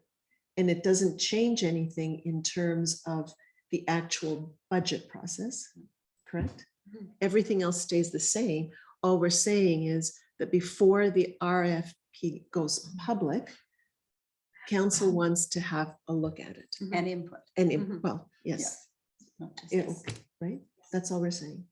But not on all, and if I could, Yeah. But but not not on on all. So I guess the Everything sentence except is how's the Alex. sentence defined? Exactly. And what about the wording here prevents anything that was just discussed from happening? It doesn't present it, but it doesn't prevent it, but it doesn't require it. It is not as specific as what the deputy mayor said. Councillor McKay and then I think Councillor I Amos was first. Yeah, Okay, sorry. sorry, apologies. Councillor Amos. Sorry, Jody. No, I no, don't no, know. no, no. Um, Yeah, so Mayor Donovan, when you were talking about that council should look at the RFPs before they're going out and then you excluded roads, should we include a list of what should come to us and what shouldn't? Should that be included in there? Because Yes, that's my yeah. sense. Sure. Okay. And of course, we will, in the ops plan, we will know that Highland is going to be reconstructed. But I don't think anybody around the table would know, No. you know, that the tender documents are very specific. Yeah, so I think I would list the kinds of services. It's Councillor McKay and then Deputy Mayor. And I guess I'm not sure that we need to be specific, but and the only reason why I say that is because, so if we looked at Highland, and yes, it is road, but there's also an AT portion of that road. Sure. So I want to see what that looks like, because that was a huge discussion. We walked it, we had lots and lots of people come about saving trees. Like there was a massive discussion around that, and it's going to be a wonderful project, and that's great. But before that RFP or whatever, whether it's an RFP or tender, whatever that document looks like that flows out of our corporate, to have a set of eyes on it, just so we know that is exactly what we talked about, that is exactly what we asked for, and then we'll get, and then if we get something back that's not what we wanted, we can hold the company who did it, the consultant, accountable for not getting what we wanted. And I think that's fair. I think we spent a lot of money on these studies to get what our residents want. And if we don't get it, then we're just spending good money after bad. If I might just suggest, so for me, it's the word unbudgeted. So I don't mind the first paragraph of this 573. That's fine. And then the next one should be following approval from the budget of those documents, or that the previous, so anything that's approved in the budget, those RFPs will come forward. Deputy, thanks you. Deputy Mayor? I just wanted to suggest that we also suggest we not have a list, because I think that could be very confusing. That in itself could be more time consuming, trying to determine what's on the list, what is, and we can't anticipate future projects for future councils. So I would suggest, for many of the same reasons, that just leave it to all. And, you know, they will, all it will mean is if it's, some may require more time on our part, some less time. But I think, because even if it's something quite technical, we may all get asked questions about it. And I think we'd all like to be in a position to give intelligent answers. And so, you know, we would have the option to read it in detail or not. But I don't think, because are we making a distinction here between the RFP and the tender? We were, although I do see your point, and something, you know, in hindsight, we of course didn't, it was a tender. We didn't see the tender on the splash pad. I didn't know until this summer. It didn't even occur, because I don't know, to ask, although our Director of Public Works told me. I didn't realize that water wasn't recycled. I don't even know that I would have known to ask that, but given our issues with water right now, next time we do something like that, I'm going to ask that question. But so certainly this council, those things are going to be harder to, you know, I wouldn't even know if I would have thought to ask the question about it being recycled, but it does suggest that there are some things, because then people ask us, well, how come it's not recycled? I don't know. I don't even know if you can do that, but Car washes. But you explains car washes. Anyways, it does. I think what I would like staff to understand is that we are not the technical experts, except by flukes, but we do get asked questions, and we are responsible ultimately in a way that affects us in a way that staff are not affected, because every 4 years, the public will decide whether this group of people is versed enough to be managing their money. So from that standpoint, I think it is important that your council is not kept out of these processes. In the spirit of the one sentence, if I could suggest some wording, because it would fall between, I think we started with RFPs, it could be tenders. So it really depends on the nature of a project, I think, where the real focus needs to be. And to say all, I would just suggest if all come back here, there'll be a lot that would just be, I'll say routine or mundane, and I don't mean that quite the way it sounds, but if you had a sentence on the first paragraph, because I think that's where it rests, and I'll kind of clarify a point on the second. If you added a sentence where it said, where identified by council, so this is after, through the budget process, I'm simply assuming this would happen, but to put it in wording. Yes. So after we say we'll bring that information through the budget process, where identified by council, staff will bring back details of selected projects before RFP issued. That creates the requirement to bring it back, because otherwise you're trying to create a list that we don't know necessarily what it would be. I like that. Could you say draft RFP? Because I think that then I can live with that. And the key is that I think the nature of the work and the types of, like everything that you've just talked about. Understand. Yeah. Does that make sense? And that way you're not getting everything that's going on here, which I'm practically going to suggest you don't want that all coming back here. Just like, You're right. You'll bog down into a bureaucracy that's just not productive generally. So during the budget process, Project X will come up for budget, and that would be the time that a council would say, this is one that we would like to see a draft RFP when you're ready. Is that how that process would Yeah, work. and I think we would You get the can live with direction that. based on that. Which I was assuming when I said it comes before you, you have full discretion to do that anyways. But if you We want the might wording, not to- always know what we have full discretion to do. fair enough. So does that sentence, That works for Help. me, but let's, the deputy mayor has her light on. That works for me. I really appreciate this discussion because not being part of audit, these kind of fine distinctions really audit is probably the missed meeting it. to attend. I know, I have to start sitting in on And all audit source water meetings. as well. It's very good.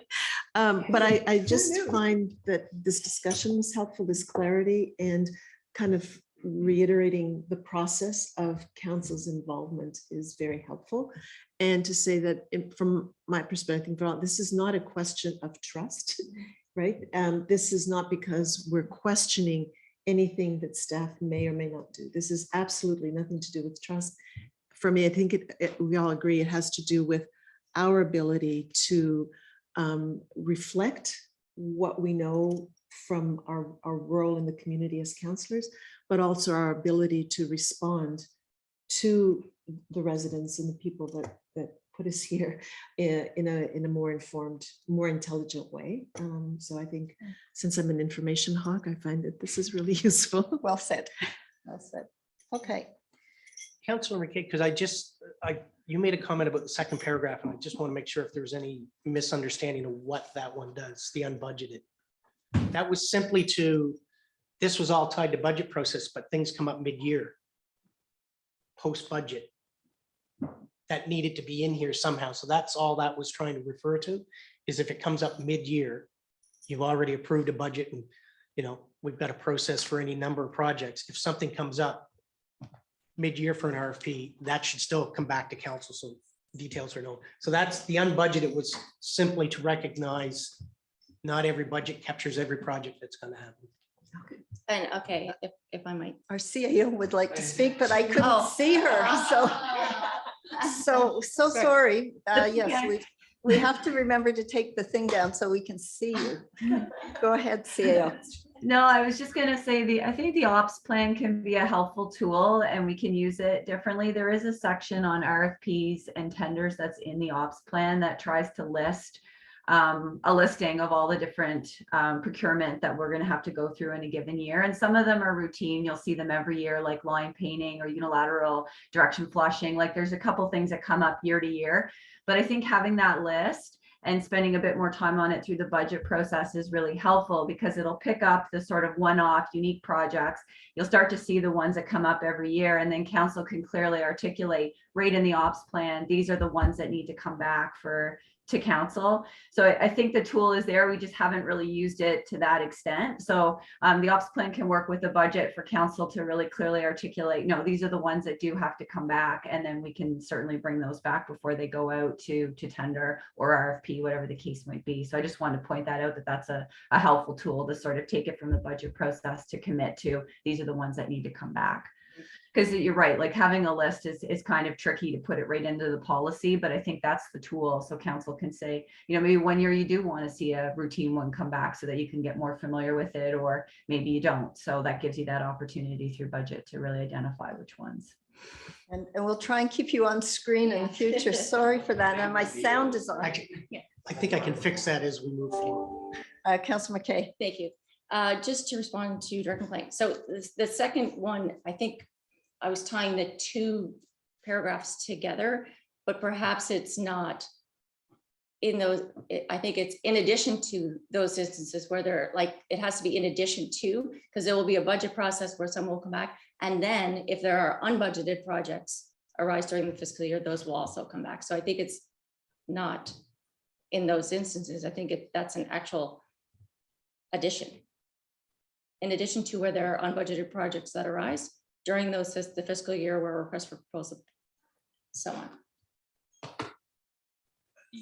I'd hate to be grammatically in a disagreement, but I'm not sure that captures it. It's worded as if they never happen, like in those instances, but additionally, it's almost like we know that throughout the fiscal year, there are going to be unbudgeted projects that come to us. Right. Like we won't go a fiscal year without something coming up. So additionally, I would those like it if we projects, could do it that. would be great if that would happen, but yes, Yeah. yeah. It's the wording. It's in those instances where I think it needs to be in addition to, or whatever the wording is, but there needs to be a different way to start that sentence, because it sounds like when we put those two paragraphs together, that we're only going to look at unbudgeted RFPs, which is not what the intent of this conversation was. So the way those two flow together is problematic for me. So if we add a sentence and change the wording to say, when there are unbudgeted projects that during the fiscal year, that process will happen, that would be fine. I think I get the gist of it. Would it be fair for whatever motion may or may not come forward? We use that as amended and we'll Yes. try to clarify that wording before I'm council. gonna Is that ask- fair? Jody will read the motion and she'll add that to Councillor Ingham. Yeah, so just to respond to our CAO, when she was talking about projects found in the ops plan, how, and not making a list, how do we pull them out as council? Is it in the budget process that we want to pull them out? Is that when it is, since there's not a list? When would we become involved in that? That is my understanding. That- Okay, Yeah. That's I what can- it is. I can Yes, speak go to ahead, that. Erin. There's an actual section in the ops plan called RFPs and tenders. And we try to list which ones are coming up in any given year, mostly so we can plan and we don't lose sight of which ones we need to go out to tender for. So audit comes up, for example, every 4 years, or legal among the ones that specifically will come up because they're project based. So to me, that would be the tool, because that list will change every year depending on what's on the docket. So as part of the ops planning process, that's a section in the ops plan. They're listed, and then council can go through and say, okay, these are the ones that will require coming back to council on, and these are okay, they're routine, they can just go ahead as is, or they're technical or whatever the reason that they don't have to come back to council. So I think rather than put the list, what I meant is instead of trying to put a list into a policy that could change, that can be the tool every year for council to see the complete list of things we expect to procure for. And then you'll clearly understand, okay, these ones are standing offer, these ones are going to tender, and of the ones that are going out, which ones do you want to see come back? So we can do a better job, I guess I'm saying, with that section of the ops plan to help this process. Like, that's, I think, a really good tool for council to have, and then you can give the direction through that. Councillor McKay.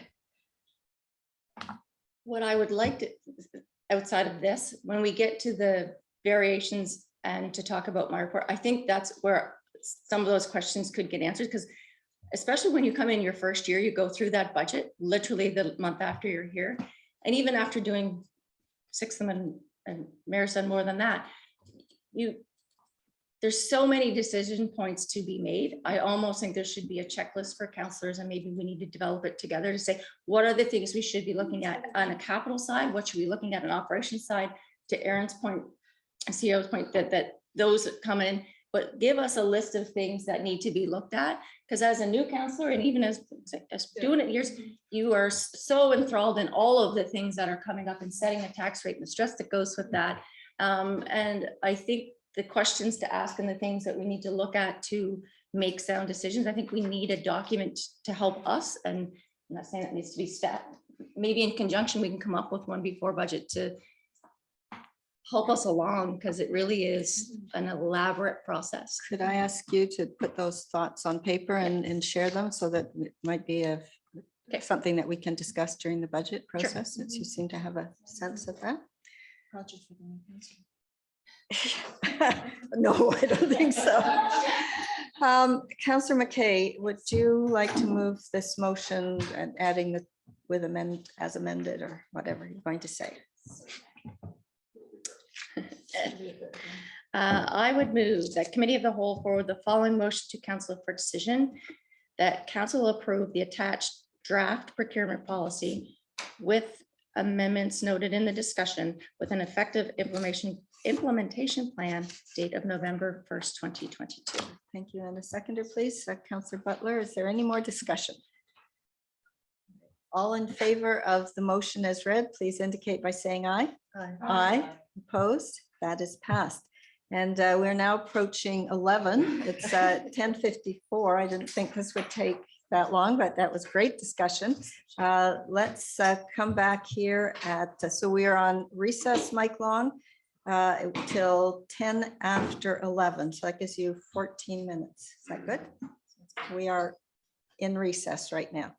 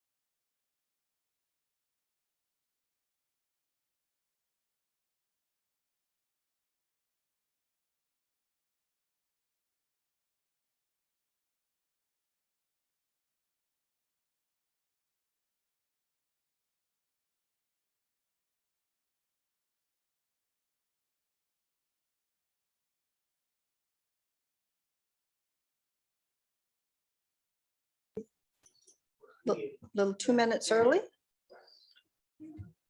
Okay, welcome back, council, and let's go to signing authority policy. Director McLean. This one could and should be perhaps quicker than the last one. I think they all will be. I think that was the biggie. The signing authority policies in front of you, mainly because of the previous one where we changed threshold. So if you've read the RFD, it's simply to tie in those thresholds. So that's the amendment. And we're suggesting, and this did not go to audit committee. So I defer to whether does it rise to, we should send it back, or if council's okay, is adding the position of accountant to the, and this is only in the check signing process, not contracts and the like, but added flexibility to have the accountant position listed amongst the bank signing officers. So that part did not go to audit. Obviously, the threshold references was part of the procurement discussion. Does that make sense? And I'll answer questions if any. Any questions? No, Councillor McKay. I would move that committee of the whole forward the following motion to council for decision.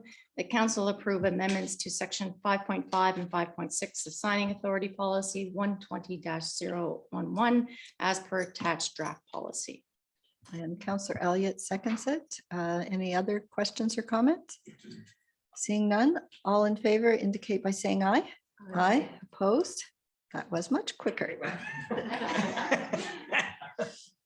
We're making time. I was worried that we wouldn't get the procurement done. Therefore, that one would have been kind of moot. All right, so we are now Welcome Center, and is I'm calling all of you counselor. I was about to. We should have. Oh, sorry. The first quarter. Oh, yes, that's because it doesn't have. You can't quite Emotion. get rid of me yet. No, I was looking at the motion list instead of the agenda. And as the mayor points out, there is no motion for this. It is the information report that comes forward from audit committee. First quarter financial variance update. There's a number of documents in there. So if you've had a chance to look and there's questions, I can answer specifics. The key at this stage is first quarter is never entirely telling of the trends that we think or we know we'll have. This year, we did an interim financial update back, I think it was in June, where we highlighted there are some things that are changing, like fuel prices and the like. The key for this one, and I'll probably follow the focus of audit committee, was we spent more time on the capital budget update than on the operating budget update. You're aware of most of the operating budget issues by virtue of the June update that we did. And then we spent a fair bit of time on the actual capital budget. I will jump just very quickly to operating so we can just condense it into what is a mini year-end forecast. The Ross variance off the June 30th financials would say that we're $259,000 ahead of budget. But as with any other year, there's always timing differences in there where an item will occur at a different month or a different timing than we have in the budget. And when you start to take those into account, that raw surplus variance of 259,000, based on my best estimate, and this is a quick estimate, not like the details that we do coming out of third quarter, is an adjusted surplus for the end of the year of around $96,000.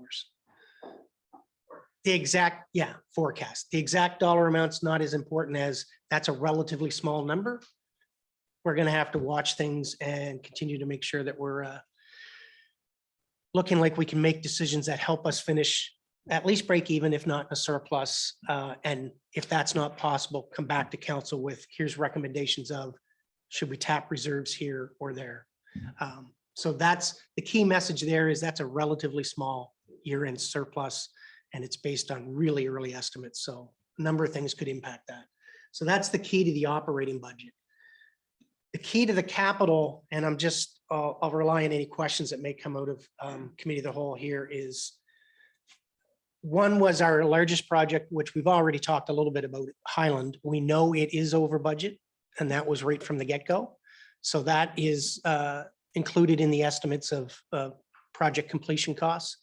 The other key was the number of projects that look like chances are they will have to feed into next year's budget process because they don't look like they'll get completed this year. If they've started, there's a chance on that, but there are a number of them that were not started. And I think the key that we talked about at audit, and we had already talked about it at management a month or two ago, I think, was year one projects. And I'm almost speaking more, this goes to Councilor McKay's notes in the audit committee summary. And I think that's where most of the questions sit, is in this report.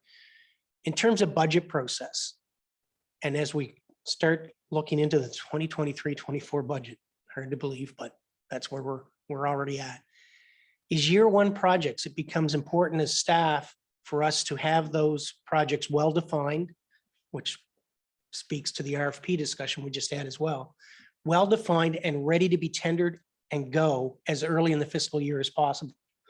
If it's still kind of at that idea phase, preliminary thoughts, concept designs, it's likely it should go to year two, because I think you can find there's a bit of a trend when we're not ready to tender a build, whether that's a street or a building or a major project. If we're not ready by the time council approves a budget, it's not unusual for that to be the project that moves into the next year.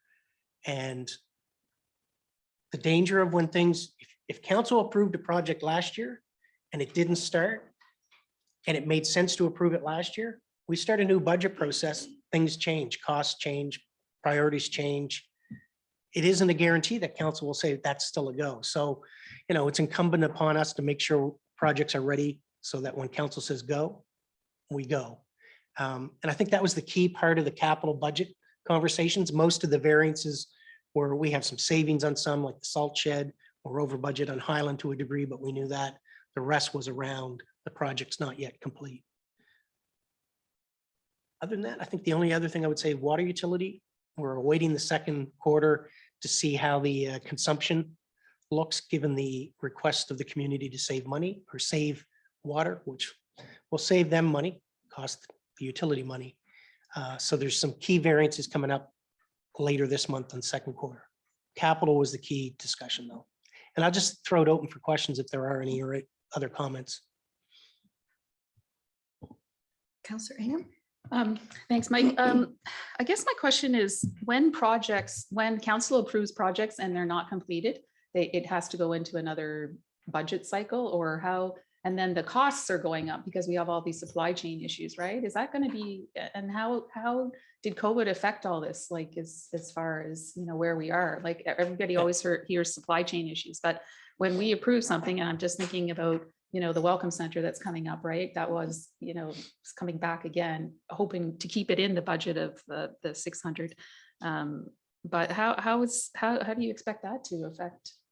Well, I think the specifics of why a project may have to move forward is related to each project. Some are supply chain.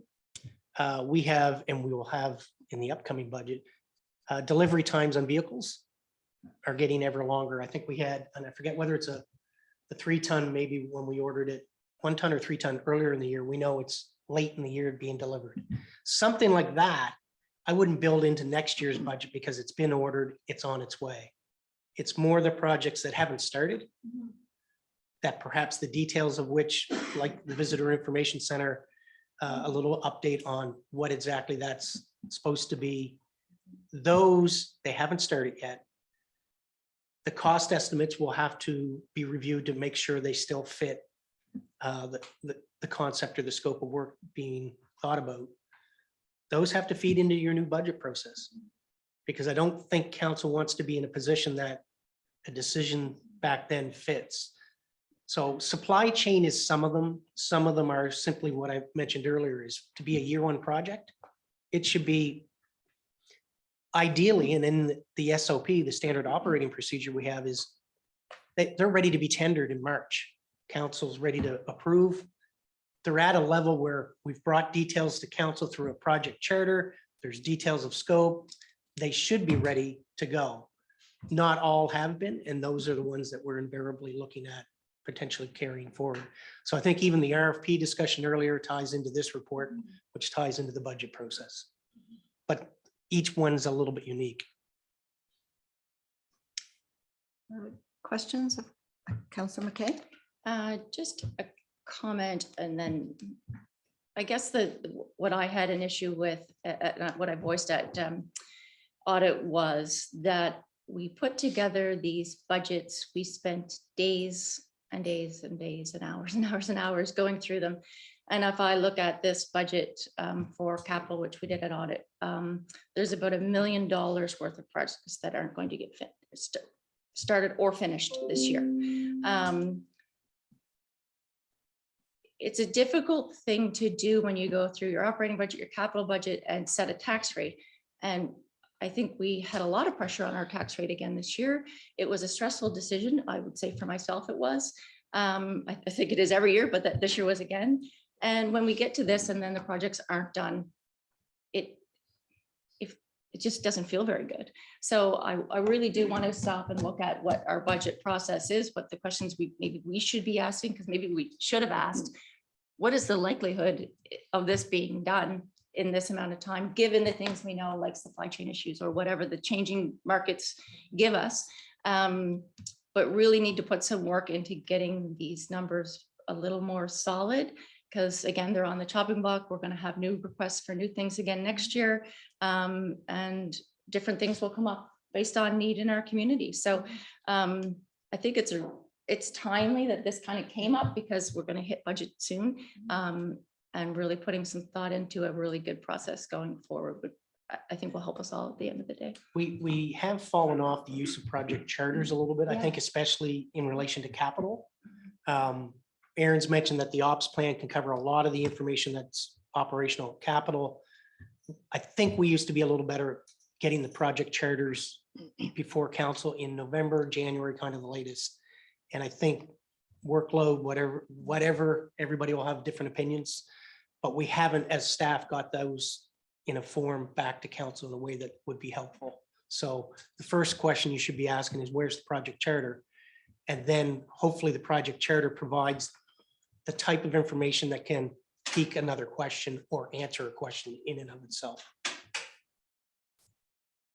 Okay, thank you, Director McLean. So now we are at the Welcome Center. Director Thomason.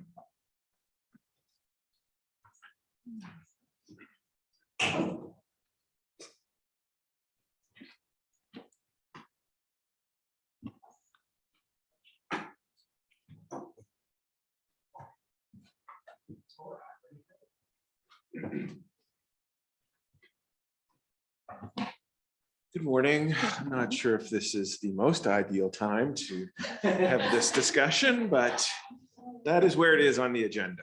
So to quickly review what has happened this year, council gave staff clear direction to proceed with going out to RFP for detailed design and tendering on a concept for the Visitor Information Center, which we did, which resulted in no bids to respond, no responses to the RFP. So that happened. So in discussions internally and with advice from Director McLean and the CAO, we were able to turn to our standing offers to see if there was interest in responding to the same RFP. There was one of the three standing offers that responded, but the quote was so far out of scale that it was not even worth deciding. So we ended up not having any responses to the RFP. The standing offers didn't prove to be a useful solution, so we didn't have a way forward. Through the course of the summer and the changing in leadership from our Department of Engineering and Public Works, and with discussions with our new director, there is capacity within our house to pull together a plan to get out to tender for this project. And that's basically what we're asking council to do is to allow this process to happen internally, to allow us to get this out to tender, to have this darn thing built so we don't have to talk about it anymore. The scope of the project is defined 100% by the budget. As some councillors may remember, we went through professional services on 2 previous occasions, and both of those resulted in tendered buildings that were well over budget. So working closely with Alex, paring down things without losing the utilities that we are pushing for with this design. He even was mildly hopeful that we can meet this on budget. So that's the direction that we're looking to go and seeking council's approval on. There was a section under financial constraints that Director McLean carefully filled out and asked the question about the ACOA contribution. That was confirmed late last week that is still in play till the end of 2023. So that answer has been confirmed. And other than that, we're looking forward to replacing a visitor information center in a premier park. So happy to entertain, happy to discuss, happy to do whatever council wishes. Comments, questions? Councillor McKay and then Councillor Ingham. A few questions, and they'll kind of go together, but hard to know what it's going to look like because it says that the scope is going to change because it's going to be smaller on the inside, bigger on the outside. So what does that mean for the space and what does it mean for the people who work in it, kind of thing? So that was one. My second one is I'm concerned about us doing it internally as well. I know we've had a role change with Alex taking on the director. So your position was, Alex's position is now vacant. So we haven't hired that yet. So what does that look like? And what kind of constraints does that leave on that team? Because I think you're pretty spread thin as it is, you know, a whole extra person. So that would be my second question. And my third would be, we have a parks master plan that is out with good to close. And how do all of these things tie together? Because we saw in the budget that was just put up by Director McLean that most of the things in parks there, the East End, the Visitor Information Center, and a couple others, sorry, I'll close that page, weren't going to get done. So now what do those look like as part of the parks master plan, i.e. the next budget cycle? So I have concerns about all of those things, and I'm hesitant to approve it because budget starts next month for the next year if it's not going to get done this year anyway. So those are my concerns and questions. I'll dissect those into 2 questions if I can, because I think it, and I'll ask Alex to help answer the second one. There was discussion with Alex. We talked about the scope and there was and I'll let him confirm that the ability to produce that tender document wasn't in question, or it would be a different conversation. I think also within the document that I submitted was once we work through this design, we would take it back to council before it goes out to tender. It is still living on the principles of what we've talked about since day one, which is an infrastructure service piece in that park, which includes fully accessible washrooms, some changing rooms, space for staff, covered area for visitors, and hopefully some sort of passive, digital visitor service pieces. So that's still the intention. It's just gone from something to work within the budget that we have. So that's, I think, the answer to the first part, and certainly we'll have the ability to show council what that looks like before it goes out to tender. And I think you'll see that those pieces have been asked and answered. But I would ask that Alex bestow confidence on council that he and I can work together on this project. And Thanks, Keldon.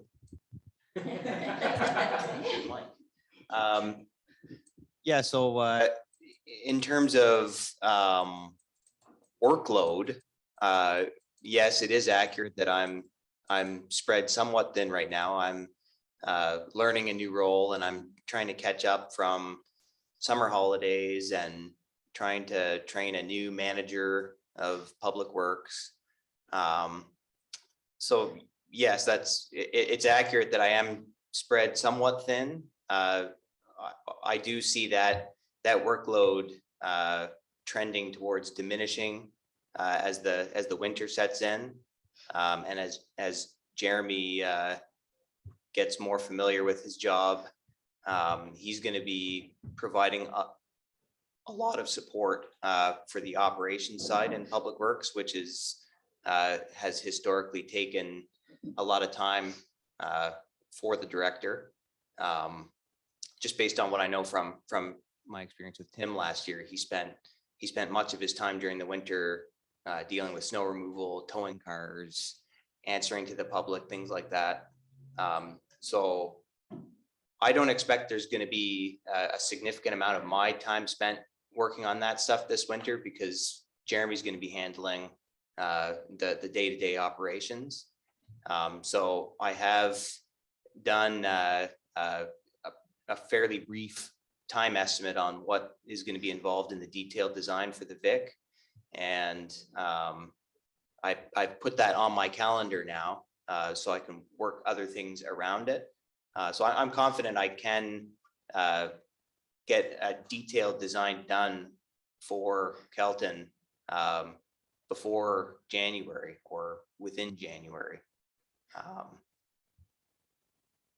And was there another part of the question or something? I think those were the two broad questions that I took from you. And then the Parks Master Plan, because that's coming in, I believe, the end of this, no, we are at the end of that month. So it was the end of September and we're into October. So has that come back? Where does that sit? Because all of these things to me are part and parcel to each other. The intention is to bring back an information report to council in the 1st of November, or the committee of the whole in November, on the status of that and the results. Councillor Ingham. Thanks. You did answer some of the questions that I had. I do have the same concerns as Councillor McKay. Just to confirm, the $200,000 funding from ACOA, is that only good until the end of 2023, did you say? That's correct. And so if this goes internal, when is the timeline? I mean, you would want it up and running for the next season, right? That's correct.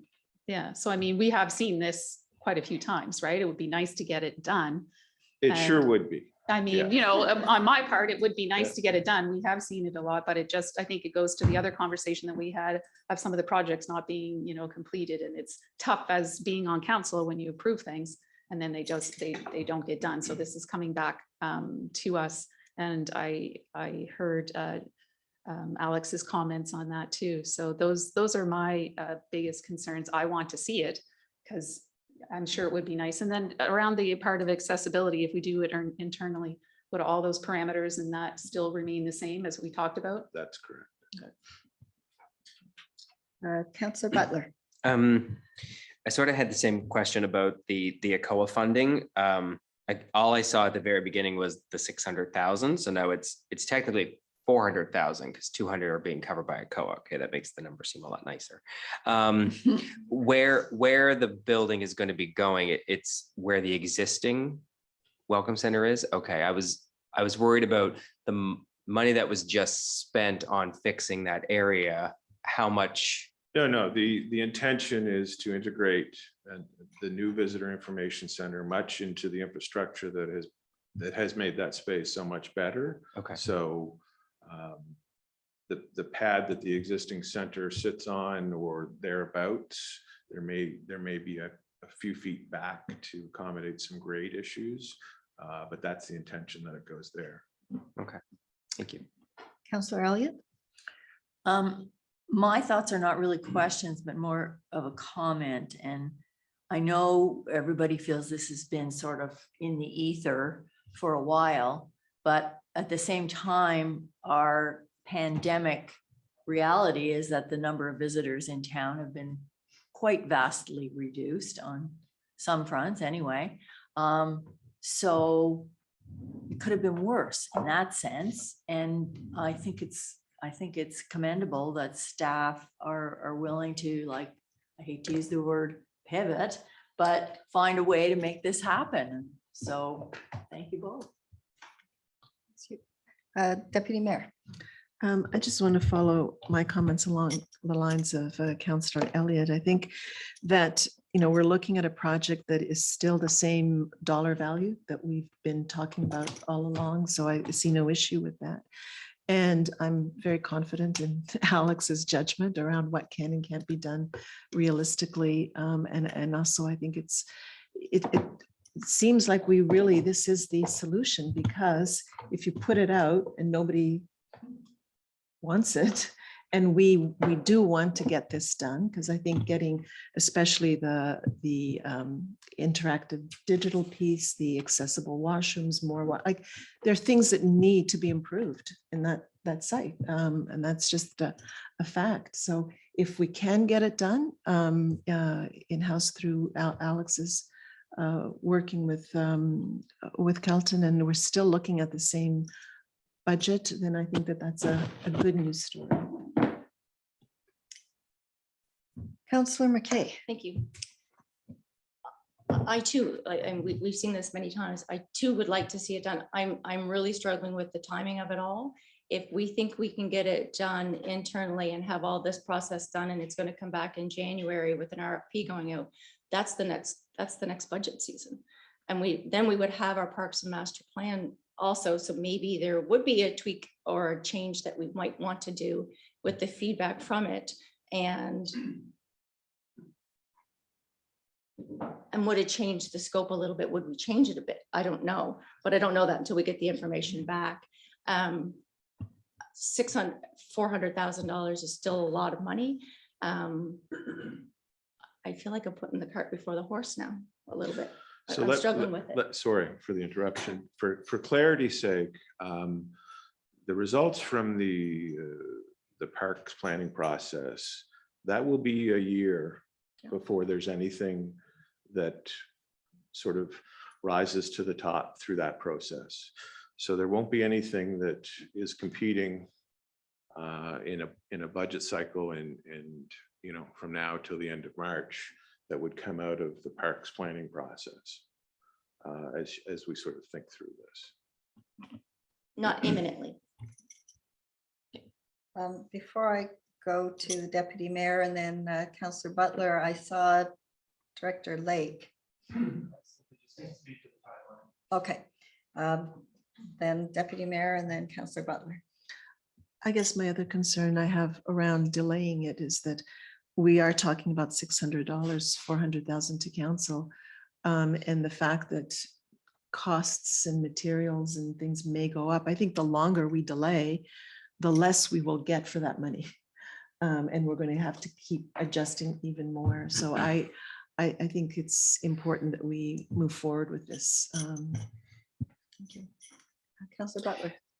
I was sort of struggling with the amount, knowing like I spend a fair bit of time at the Visitor Information Center throughout the summer. So I see what improvements will be made, but I'm not seeing the existing building as being that unsafe or detrimental to what it's used for.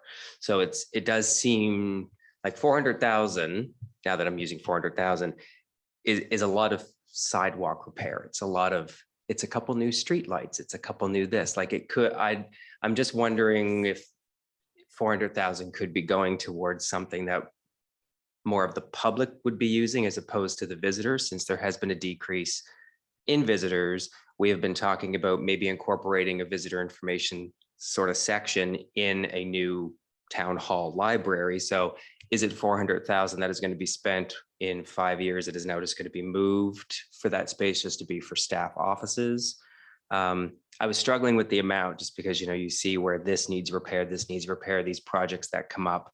It's a lot just to sort of put out there and wonder if the use is what we think it's going to be, or if it's just a spot for people to use the bathroom. It is important. It is important. Especially for kids and accessibility. Yeah. And I think the community, if I may, uses it a lot. I'm thinking of the mud challenge, and we were there yesterday using the park. There was a blessing of the animals. There were quite a number of people out. There are, we've had poetry readings in the park. I think it is well used by the community. I remember, I guess it was the last council, although it somehow feels like it was even the council before that, when Kelton told us it would not be a cent over 400,000, and that's why we approved that. And if you can still do it for that amount plus a COAs, I kind of agree with the deputy mayor.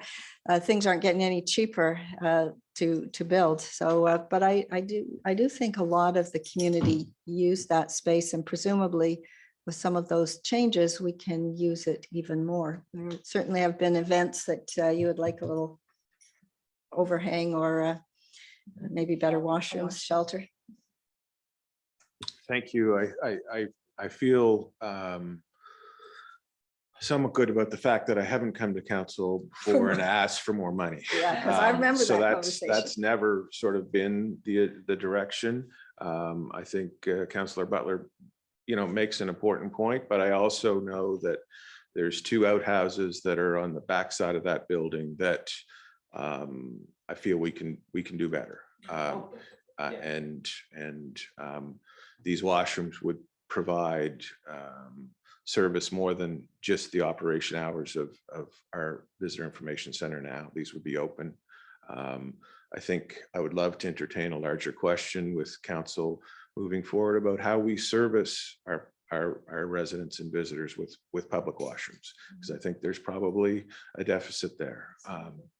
So this is part and parcel facilities for accessible washrooms and change rooms, but as well as the visitor information center and supporting, you know, a key economic driver for the town. So, Councillor McKay. So just to follow up to that, we're almost settling for something because we just want to get it built. So if we want to have a broader discussion about how we service this or do that, I mean, I don't disagree. This building services a lot of people, and it really needs a lot of work. I just don't want to settle because it's still 400, like it's still a lot of money. I don't want to settle because we think things are going to get more expensive. They will, but is there a better value for what we're going to get if we think about it in a different way? If we're just saying, oh, let's shrink the footprint so we can spend $400,000, I'm not sure that would be the value proposition I would put in my head. Councillor Ingham. So yeah, so I just want to talk about the accessibility committee, and this has been brought up many times at our committee about how wonderful it would be for that park to have accessible washrooms, change rooms, and that park is used a lot by L'Arche in the community. So it does go along with accessibility on that. So I'm voting in favor of this right now. But those sort of things are important. And I know we did talk about accessible parking and everything like that. So it really is turning in as a destination in Wolfville as being accessible. So I would like to move that forward. And I don't think it's lost, given my work on the accessibility committee, that park, the play space within that park is ripe and ready for some significant improvements around accessible play and inclusive play. So regardless of how the parks plans ends up, the conversation around creating this contemporary inclusive play space needs to happen. We're going to get the motion on the floor. Yes, Deputy Mayor, and then if there are other comments or questions, we can continue. okay. Because I move that Committee of the Whole forward the following motion to Council for decision. that council authorize staff to detail and tender before year end a new welcome center based on an amended scope that ensures the project remains within the approved budget of $600,000. Thank you. And a seconder, please. Councillor Ingham and Councillor Butler, you have comment. I think you Comment. said. Yes, I want to reiterate that I am certainly not against having something that is more inclusive to everyone that can use it. That was not my intention to get that wording across. What it is mostly is building, and I guess without having a picture of what it will look like, spending all the money on a big building when could you not build next to the splash pad or somewhere just a full accessible change room, washroom area and keep the welcome center as is? Which is it not already, I guess I would say moderately accessible, but it's just a separate sort of make it less about, it's almost like taking the welcome center and you want to add accessible washrooms onto it, plus more. Like it's the dollar value I'm having a really hard time with.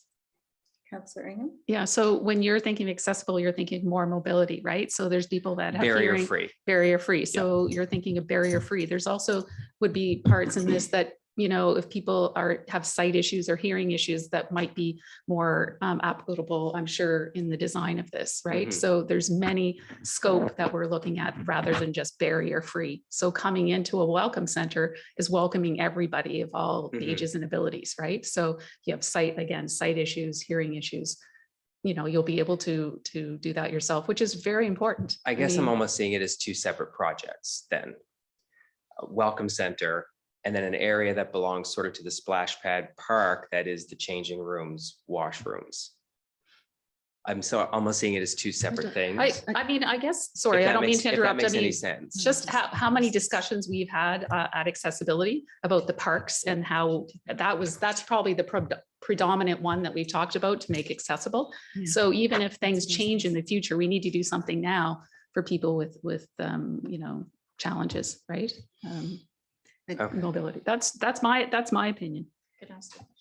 I'd just like to remind council that this has been before us twice, maybe 3 times. We have approved the concept, if not the price. And so I am a little concerned that we are potentially asking staff to go back to a drawing board that we've already drawn. But that's just my comment. And Councillor McKay.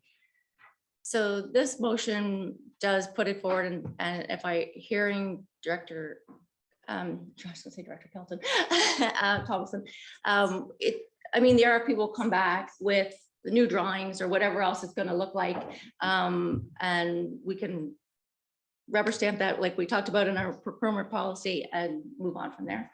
So this is just to get some work done to it. Okay. Like how you I can agree. packaged that. I like how you packaged that. Thank you. All right, we have a motion on the floor. All in favor of the motion as read, please indicate by saying aye. Aye. Opposed, that is passed. Let's do the boundary review and then we're going to have a half-hour break for lunch. I think the boundary review should be quick, but I thought this one would be. So who is going? Oh, I have. You're going by the motions. Oh,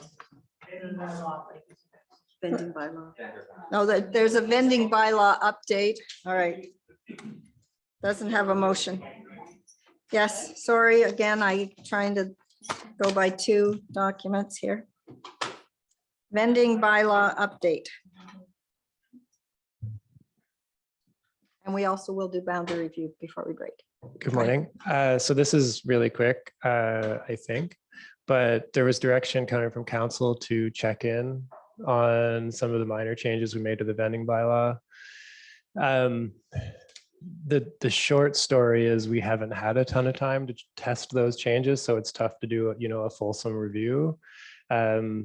We think it's enabling and fine as it is, and I think if there's more opportunity for vending desired in the future, whether that's coming from council, coming from staff and doing events, or coming from the business community, we'd bring that back. to this group. So I think just by way of info, I think that's probably a good summary of where we're at, but there's not any sort of substantial pieces that have been able to happen since making those changes. Okay. And no complaints from the business community that you've heard? Not that we've heard, no. Any questions of Director Lake? Okay, now boundary review. Sorry, Laura, you're getting your steps in.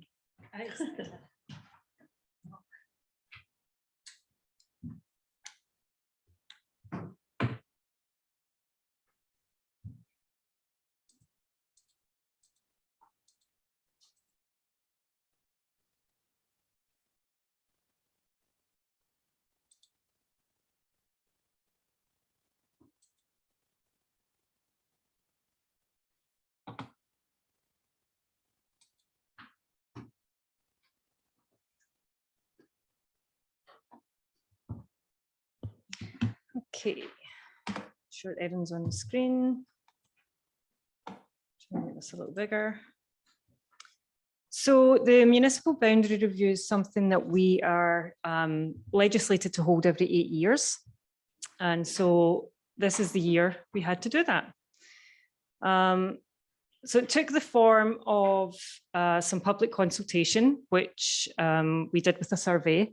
And we are basically asking the residents of the town whether they are comfortable with the current size of council, whether they would like to decrease the size or increase the size. And so being residents of the town, you would have received one of these surveys with your water bill. We also had an online survey on Wolfville blooms. And we did some pop-ups. So myself and Barb were in front of the post office. You may have seen us a couple of days. And did some public engagement there as well. And so the results of that survey quite substantially want to remain status quo with the mayor and 6 councillors.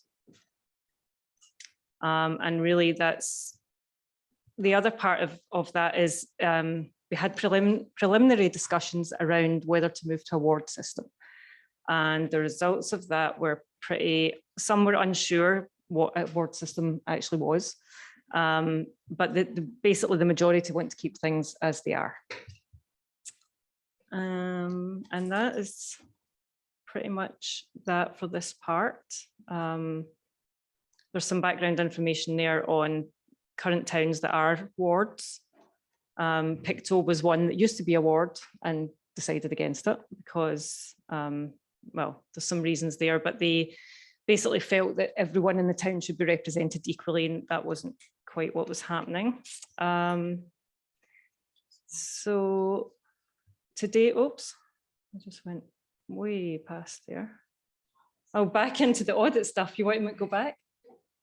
No. So today we're asking council basically to pass the motion that we remain at large and make that application. So. I guess people who are interested have spoken. I'm not referring to this table, I'm referring to the community. This is, let's get the motion on the table and then these people can speak if they wish. Councillor Elliott. Thank you. I would move that the committee of the whole forward the following motion to council for decision, that council confirm based on public input status quo, mayor and 6 councillors at large would be in the best interests of the town. And a seconder, please. Deputy Mayor Madeira Voss. Is there any discussion or questions? Good question, comment. Oh.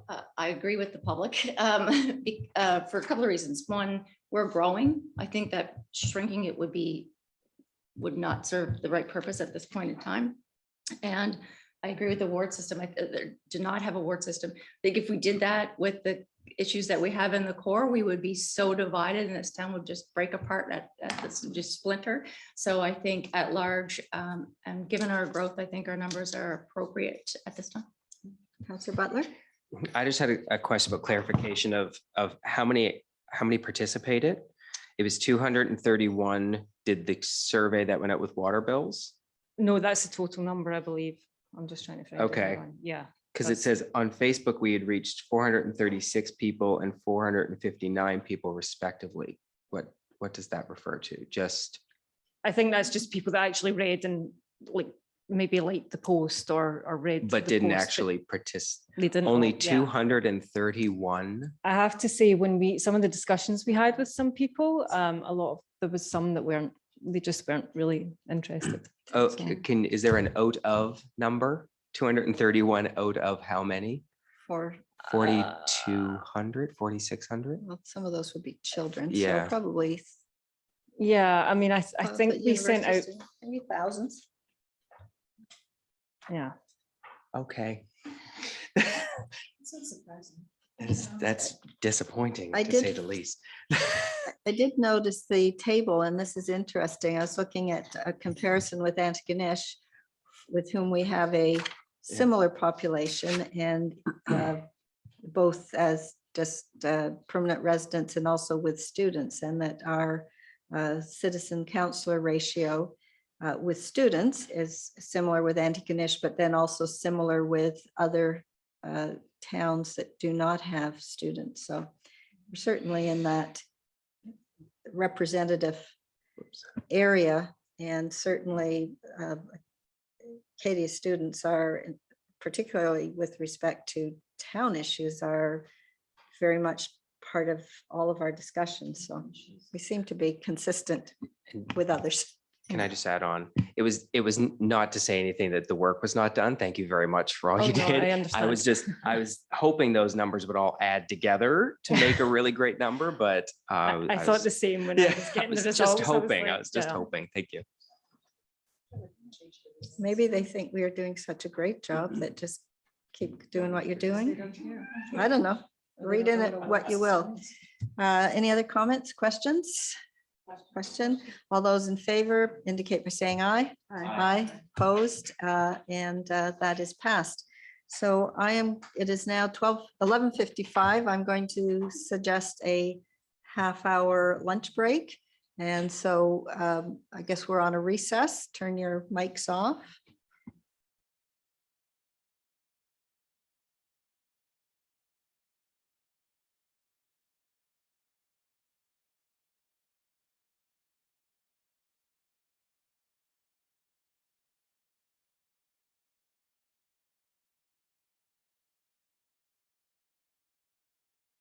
Welcome back, council. Welcome back, council. And Ms. Shaw is at her place. And so that means that we are talking about the community alcohol strategy. Thank you, Mayor Donovan. Through you to council, I'm just going to take a moment to make these slides look nicer.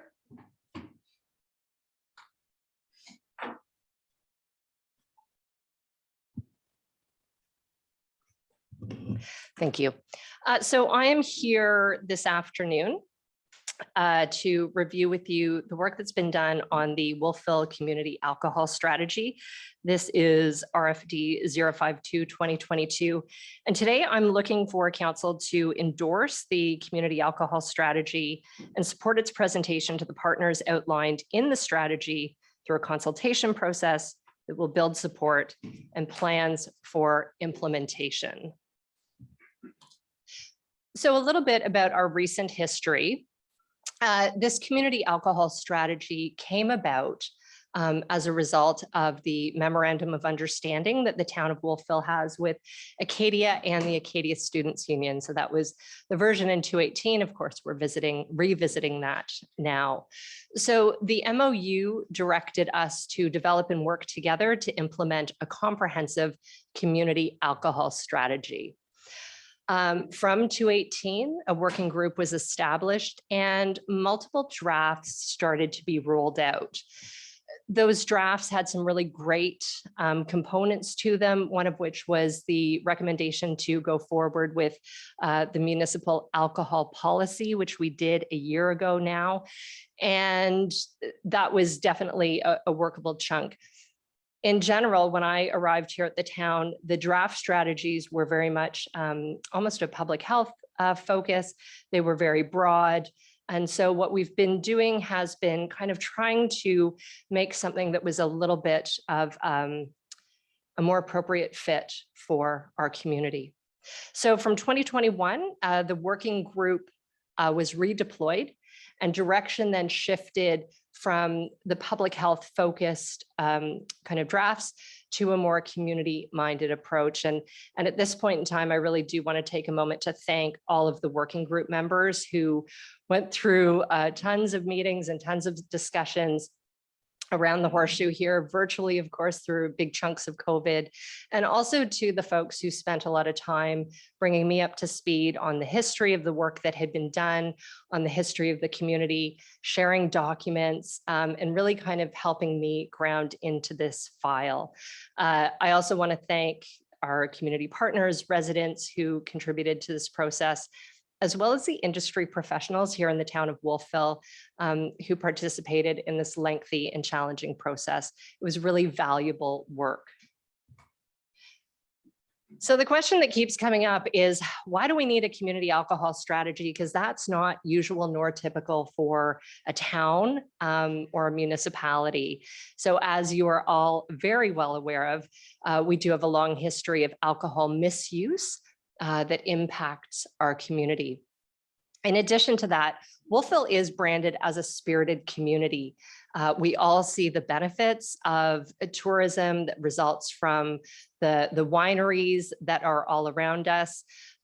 We have spirit manufacturers, distilleries, we have cideries and craft breweries, and that's not going away. It's part of how we brand. It's part of how we celebrate our responsible relationship with alcohol.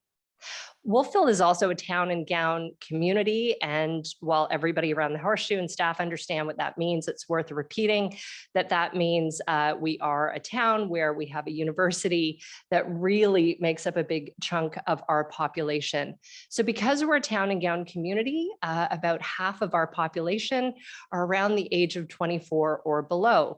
So that brings its own sense of challenge to the table when we think about those are very formative years where people are developing relationships with substances. So I'm sure we've all gone through that experience where sometimes we need more practice getting, the handle of responsible use.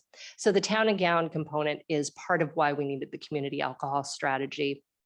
And bottom line, we're having a community-based approach because we need this to result in cultural change. And no one person, no one organization can really move that needle on cultural change unless it really is brought forward by all members. Pardon me. So within this unique dynamic, Wolfville has been tasked with managing complaints and responding to the ongoing community impacts of alcohol in a responsive manner.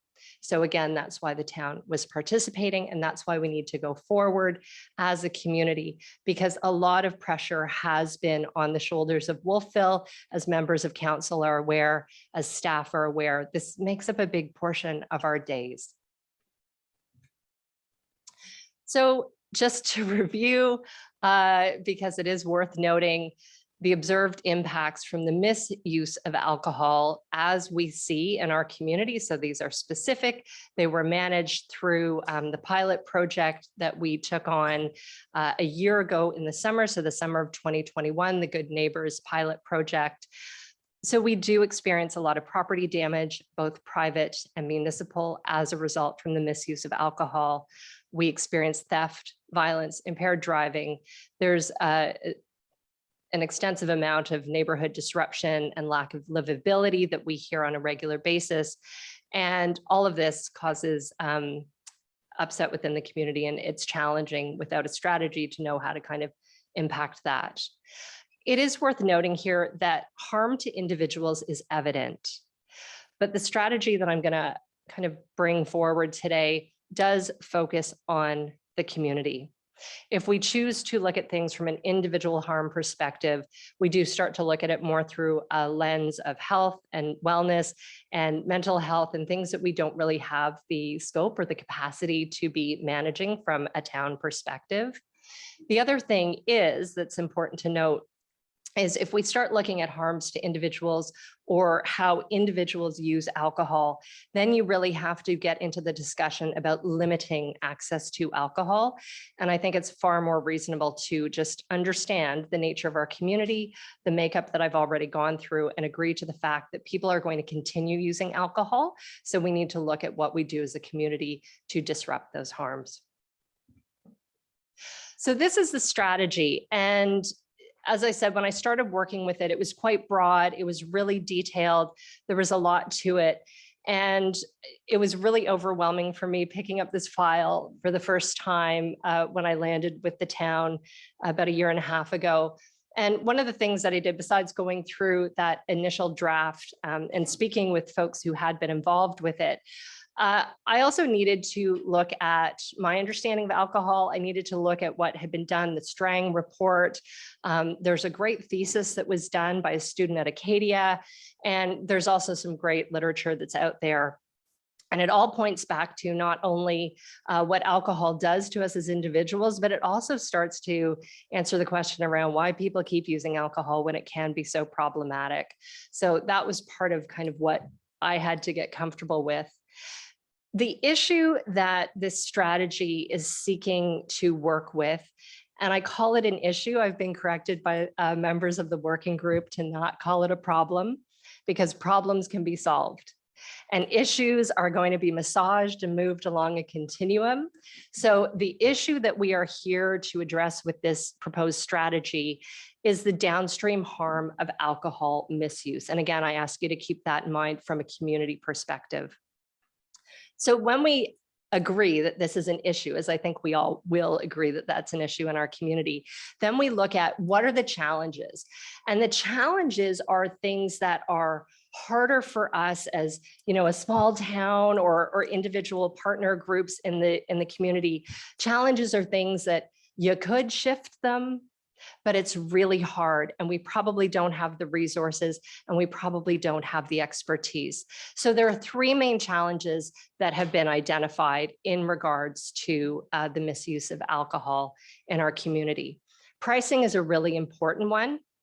This was so eye-opening to me. So, and what I mean by pricing is that it is far more affordable to purchase a big bottle of whiskey per ounce as opposed to beer. Pricing also impacts how our licensed establishments are allowed to serve and sell alcohol. So again, back to it's, you know, your best bang for your buck is to get the big, I don't know if you call them 40 ounces anymore, but Councillor Butler is nodding, thank you. Excellent. So we take this 40 ouncer, it's the best bang for your buck. And that's why people will, especially in our community, might be pre-drinking heavily before then going to a licensed establishment where they have to pay more per ounce.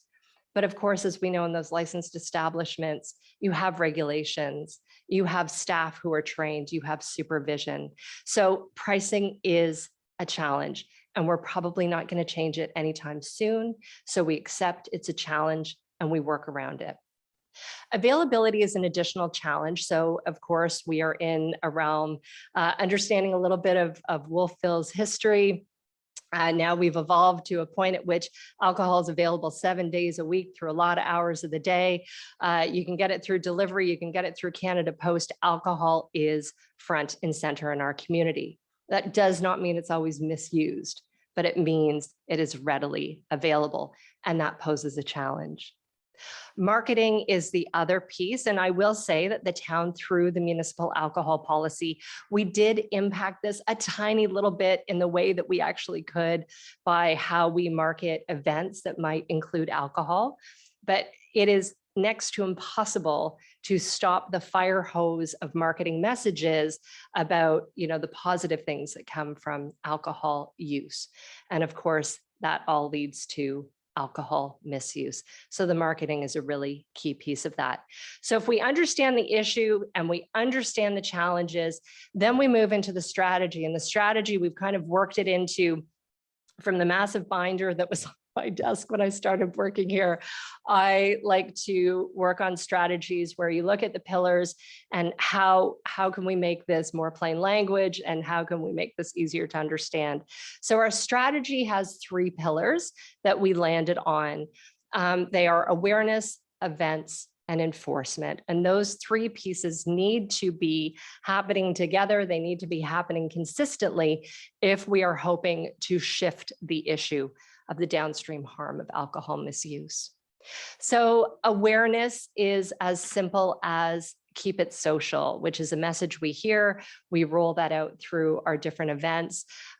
Awareness also ties into being able to speak about this in a reasonable manner. We are a learning community thanks to Acadia, and often our awareness is biased or our awareness is based in untruths. I think many of us were a little bit dismayed when we started getting some new guidelines out around alcohol and alcohol use and that statement that there is no safe amount. I can tell you that was not good news in my world. But again, that awareness is important for us to have. Awareness also has to do with things like bystander training. Awareness has to do with helping us understand when it's appropriate to take keys from someone. Awareness also helps us kind of bring to the forefront some knowledge around things like, why do we keep consuming alcohol? Why do we have this as part of our sometimes daily existence? Why is it a part of a business deal, or why is it a part of socialization? That awareness, we need to do better in this community, and we have a lot of folks that we can lean on to move that forward. Events is the next pillar of the strategy, and events are a way to help people either enjoy an environment that might be free from alcohol. So Mud Creek Days was a great example of this. We did that last summer. There was dancing and music and fireworks, and coming out of COVID, people were gathering and celebrating and really having a great time. We weren't serving alcohol at that event. You could get alcohol at licensed establishments in town, but it wasn't there.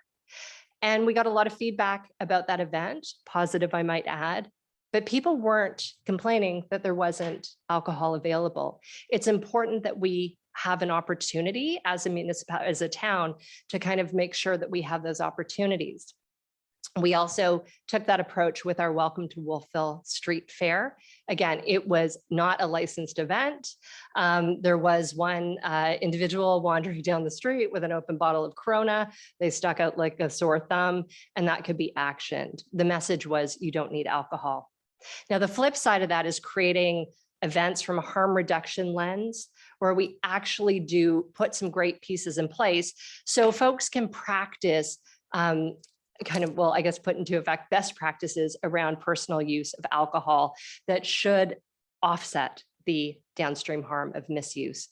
So again, as an example, we just saw in the summertime, the CFL and Destination Acadia partnering to offer that great football event. I guess not great for the Argos, but you know, whatever. Or sorry, the Stampeders. It was the Stampeders. Yeah, not for the Stampeders, who lost and got COVID. So, but for that event, what we saw was there was a lot of planning that went into ensuring that people got there safely and were able to get home safely. People were bussed in, not just for environmental reasons, not just for capacity issues of our community, but people were bussed into that event because we knew there would be alcohol. And again, when we talk about marketing and that fire hose effect of marketing, of course, the alcohol was consumed as part of the Twisted Tea tailgate party. So that's an event where we know there's going to be alcohol involved. What can we do to ensure that we reduce those harms? The third piece of the strategy has to do with enforcement. And this is, since I've been with the town, which of course is not as long as everybody else here, but enforcement is a challenge. We have 3 partners in our community who are able to enforce around the misuse of alcohol. So obviously the RCMP, and they have a lot of tools available. We have Acadia as a partner, and they use their, and I'm hoping that I get it correct, their non-academic judicial code of conduct. Hopefully that sounds okay. And then, of course, the town through our nuisance party bylaw. We need to have consistent enforcement. All of those partners need to make a determination and agree to the fact that when social use goes into the realm of misuse, which results in those behaviors that cause harm to community, that's when enforcement needs to happen. It needs to be consistent. It needs to be swift.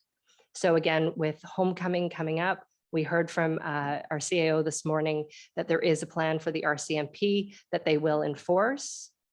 And that's the kind of thing that we need to see. And then we need to see it happen, and we need to see that follow up. So all partners who have the ability to enforce need to do so. So 3 very simple pillars: awareness, events, and enforcement. And again, I've kind of outlined some here on the slide that I've mentioned already. So how we get to operationalizing this is now key. So I'm here today giving you an opportunity to have a chance to kind of hear what I've been working on for the past year and a half with a really great group of folks in our community. What I see go forward is consultation and presentation like this to community partners. We need to have an information campaign bringing people up to speed on where we're landing with this community strategy. And we need a working group to start to actually operationalize this. So planning the events, doing all of these things. What you're not going to see or hear from me today is any notion around the town needs to lead this process. And this is a really important distinction. Not that I don't want to keep working on this file on behalf of the town. I hope that will continue. It's a file that I'm really passionate about at this time. But the town can't lead this. We cannot possibly do this alone. And the more of this work we take on, the more likely it is that we are the folks who are faulted when things don't go well. Alcohol is a complex issue. It has been historically. It's not an easy thing to shift. And culture change will not happen if only one group or organization does it. So this means we have to work really hard at getting buy-in at this point in time. And we have to bring these disparate partners together. So again, I've kind of outlined here to have a chance at success. The strategy should not be led by the town. The strategy needs to be validated, embraced, and operationalized by a collective of dedicated community partners. And bottom line, cultural change can only happen in a meaningful way if diverse partners work towards a shared goal. So it's landing on you folks for the first time. And I would welcome any of your questions. Councillor Ingham. Like I'm first all the time.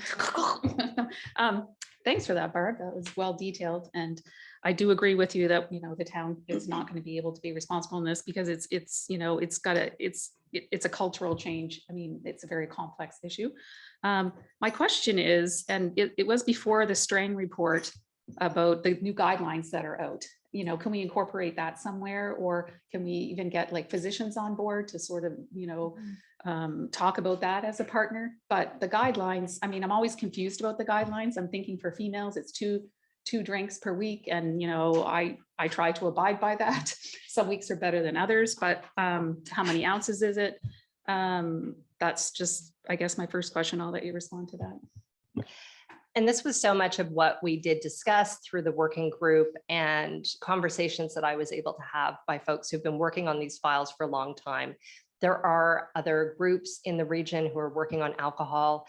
And when we look at kind of those health guidelines and those impacts, it really is impacts to the individual.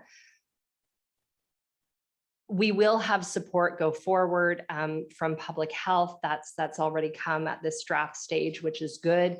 And that's work that they can help us do. We can certainly message around that. At the end of the day, we have to remember the issue is that downstream harm. So we're talking about theft and vandalism and all of that. So there will always be a really important role for our understanding and awareness of what alcohol does, why we keep drinking after we've had too much, why we enjoy that knocking out of our prefrontal cortex. So that awareness might help people change their habits and potentially pay more attention to those guidelines. But I think the best place to start is that community-wide approach and really acknowledging those impacts are to our community as a whole. Councillor McKay? I think this is amazing. I think we should definitely endorse it. I think it's all true, and it does give, alcohol does definitely cause harm in so many different ways to behaviors and your general health. I still, and I think I say this every time we talk about alcohol, because I have a teenager, I understand that alcohol is one part, but it is not every part. There are other substances that are far greater in our community that we have not touched on. I think this is amazing. It's the word alcohol. I think it should be substance, because if I actually have a book, I can always speak for myself. I only have a limited knowledge of, I think I can explain my way to my son about alcohol. This is what's this, because I have drank alcohol. But I don't know all of the latest drugs that are out. I have not shooting heroin on the weekend. Like I'm not, like those things don't, but it just, and I think we as a community use alcohol because it's what we see. You're walking down the street with your Corona. You're not seeing people with their cocaine, like shooting lines on the desk. I mean, that's just like, right. And it is prevalent, but there's so many other substances that I don't even know about, and I hear my friends talk about their teenagers who are just slightly older, and quite frankly, it scares me to death because the things are I don't even know how to explain them, but it's so scary. So I think this is wonderful. I just don't want to get caught on the word alcohol and blame it solely, because, and you mix those two things of alcohol and whatever else, and your problems become so much worse because it does deter that frontal lobe even more. Deputy Mayor. I wanted to make comments along the same lines. I understand why we have a focus on alcohol, because the marketing is alcohol more than it, or the public marketing is all alcohol. We walk by the liquor store, there are, beautiful pictures of beautiful people. But I also think that the consequences that we list, the violence, the property, it isn't all alcohol related. In fact, from what I'm getting from my neighbors, younger people, neighbors, and in speaking with some landlords about this issue, they're saying that is no longer the big drug, if you like, that's causing a lot of these problems. So I think maybe, we need to, in some ways, we need to keep the word alcohol there, because it does define a portion of it. It's something we recognize, and we immediately relate certain behaviors to it. So I think there's an advantage to using the word alcohol, but I don't think we should limit it. I think we need to expand it to maybe say alcohol and substance abuse, because it does. And if this policy, if at this point we may not be ready to tackle some of the other substance abuse issues, but I would like to see a policy that's a little broader than just focused on alcohol. And that, there may be other partners that we need to include, and kind of look at this. This is, as you say, it's an issue. It's not a solvable, it isn't a problem that will be resolved. We just have to figure out how to manage the negative behavior that comes from bad influences, regardless of what it is they're taking. So that would be my only comment, is that this is a little bit too narrow, I think. All right, well, let me talk. I'll go. Yes, I would agree with what the three speakers before me have said, that at the same time, I don't think as a town, we are the appropriate group to deal with the intricacies of substance abuse. That is really a Dr. Strang, a health group. And your report does talk about enforcement, awareness, events, and so on. And I think that's an appropriate place for us to focus. I always discouraged that, again, the town is stepping up, and you have very clearly said that we can't do this ourselves, and we need the police and the university to step up and be as eager to do their job as we, I believe, are doing ours with our enforcement staff, and obviously with the dedication of staff like yourself and the CAO to this for years, literally years. So that's what I would say. You know, I wish that I am afraid that this will go out, and it's a lovely report. And if we don't get absolute commitment from those two organizations that we're going to address this with respect to the downstream harms, the enforcement, the danger to property and so on, you know, it will just be a lot of good work, and it's not really going anywhere.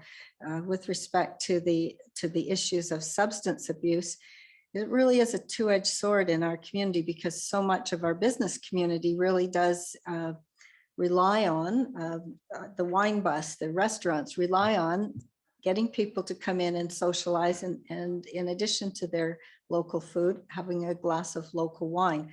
And you know, it's not been lost on any of us that now it's not, you know, 2 drinks a week or 1 drink a day for a female. It's like none. And you know, thinking about the cigarette commercials of my youth, when the black lung and the older woman who probably wasn't very old at the time, whose face was all wrinkly, that got to me. And you know, if you were to do the same thing with alcohol, then I don't know what it would do for our businesses, which is why I say it's a two-edged sword. But I don't see changing substance abuse behavior as ours, except when it comes to, if you do this, there's a consequence in our town. So I don't know how we get those partners to be as keen to do something as we are. Councillor Butler. My question, thank you very much, Barb. I always love hearing about this stuff, because I work as part of sort of the spirited industry that we have here. My question is about the portion of the next steps and those other, you know, you say to the following groups, and there's a list of little groups there, which are all within the town. Now I look at it as, how is the communication going to be done with those outside of the town? Because we don't technically have a winery within but we transport and bring back into the town. So non-WBDC businesses, you know, the actual wineries. I know that it is part of the mandate of the Magic Wine Bus to continuously drill into the patrons about safety and consumption, and no consumption on the bus. Like, it's part of how the business is run, but they take out of town and bring back into town. So how is that communication sort of going to snowball outside of the town limits? So the next steps are to deal with that list of partners as noted. And the other thing I just want to kind of reframe a little bit, and this is the challenge of dealing with such, you know, a combustible topic. We really are, if we define the issue not as alcohol abuse or addiction, but if we really look at it as the harms that come from the misuse of alcohol within the town of Wolfville, that's our starting point. So by keeping that scope really small to begin with, we have, even if we just start to change the culture within the town, it's a starting point. Now, to your question, which is an excellent one, Councillor Butler, it really does mean that once we get that kind of validation and that endorsement, that support from those partners, then we grow it. And there have been brewers and vintners, I hope that's correct. Folks have been chiming in from outside of our borders, as well as other regional groups, and public health, which deals with more than just our borders. But again, for how we are looking at this came from the MOU. It came as a result of community harmony issues and historical occurrences in our town. So that's why that's the starting point. I agree. It should be expanded to more than alcohol. It should involve other substances. That's been a big part of our conversation. The MOU kind of set the tone and set the direction. But I think as we start to put these pillars in place, which I trust we can do, I think that there will be the opportunity to use that awareness to say, whenever you're misusing anything and it results in bad behavior in our community, we need to do something about that. And that response could be similar with awareness, events, and enforcement. But that's really what we're targeting. Other questions or comments? I'd like to get the motion on the floor, if somebody would do that. Definitely there. Okay. I move that the Committee of the Whole forward the following motion to Council for decision, that Council endorse the community alcohol strategy and support its presentation to the partners outlined in the strategy through a consultation process that will build support and plans for implementation. Thank you. A seconder, please. Councillor Ingham, is there any more discussion or commentary? All those in favor, please indicate by saying aye. Aye. Opposed? That's passed. Thank you so much, Barb. That brings us to Director Lake, number of land use reports, motions. We did.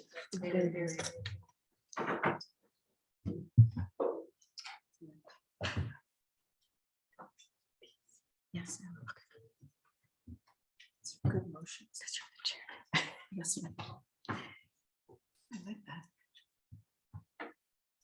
Okay, we're ready. Are you ready?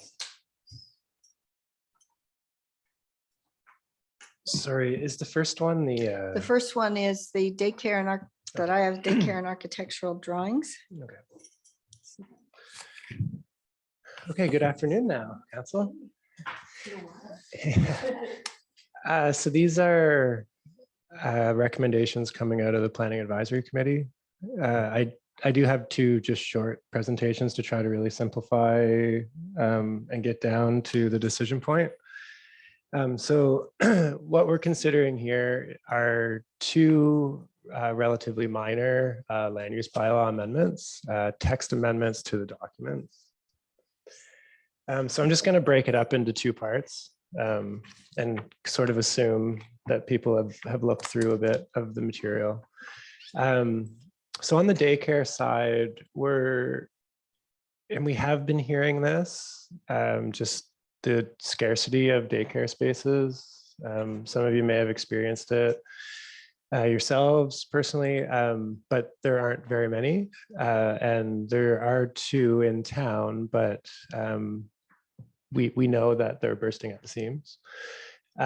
So the first change is looking to, in really simple terms, allow daycares to operate in other parts of town in not such an onerous manner.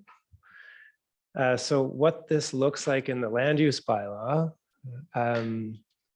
is these tables that we have essentially go through and explain to people that are looking to develop things, what it will take for them to do a certain thing on their property. So you can see that in the C2 zone, and we had zoned daycare C2 as more commercial uses within the neighborhood. And certainly for existing uses at the time when we adopted this, that made sense.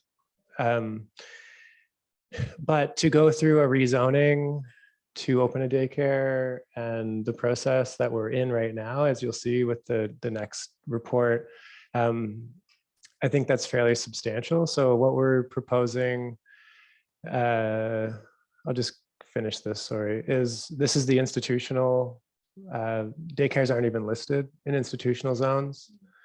And I mean, to me, daycares are a natural fit within that list.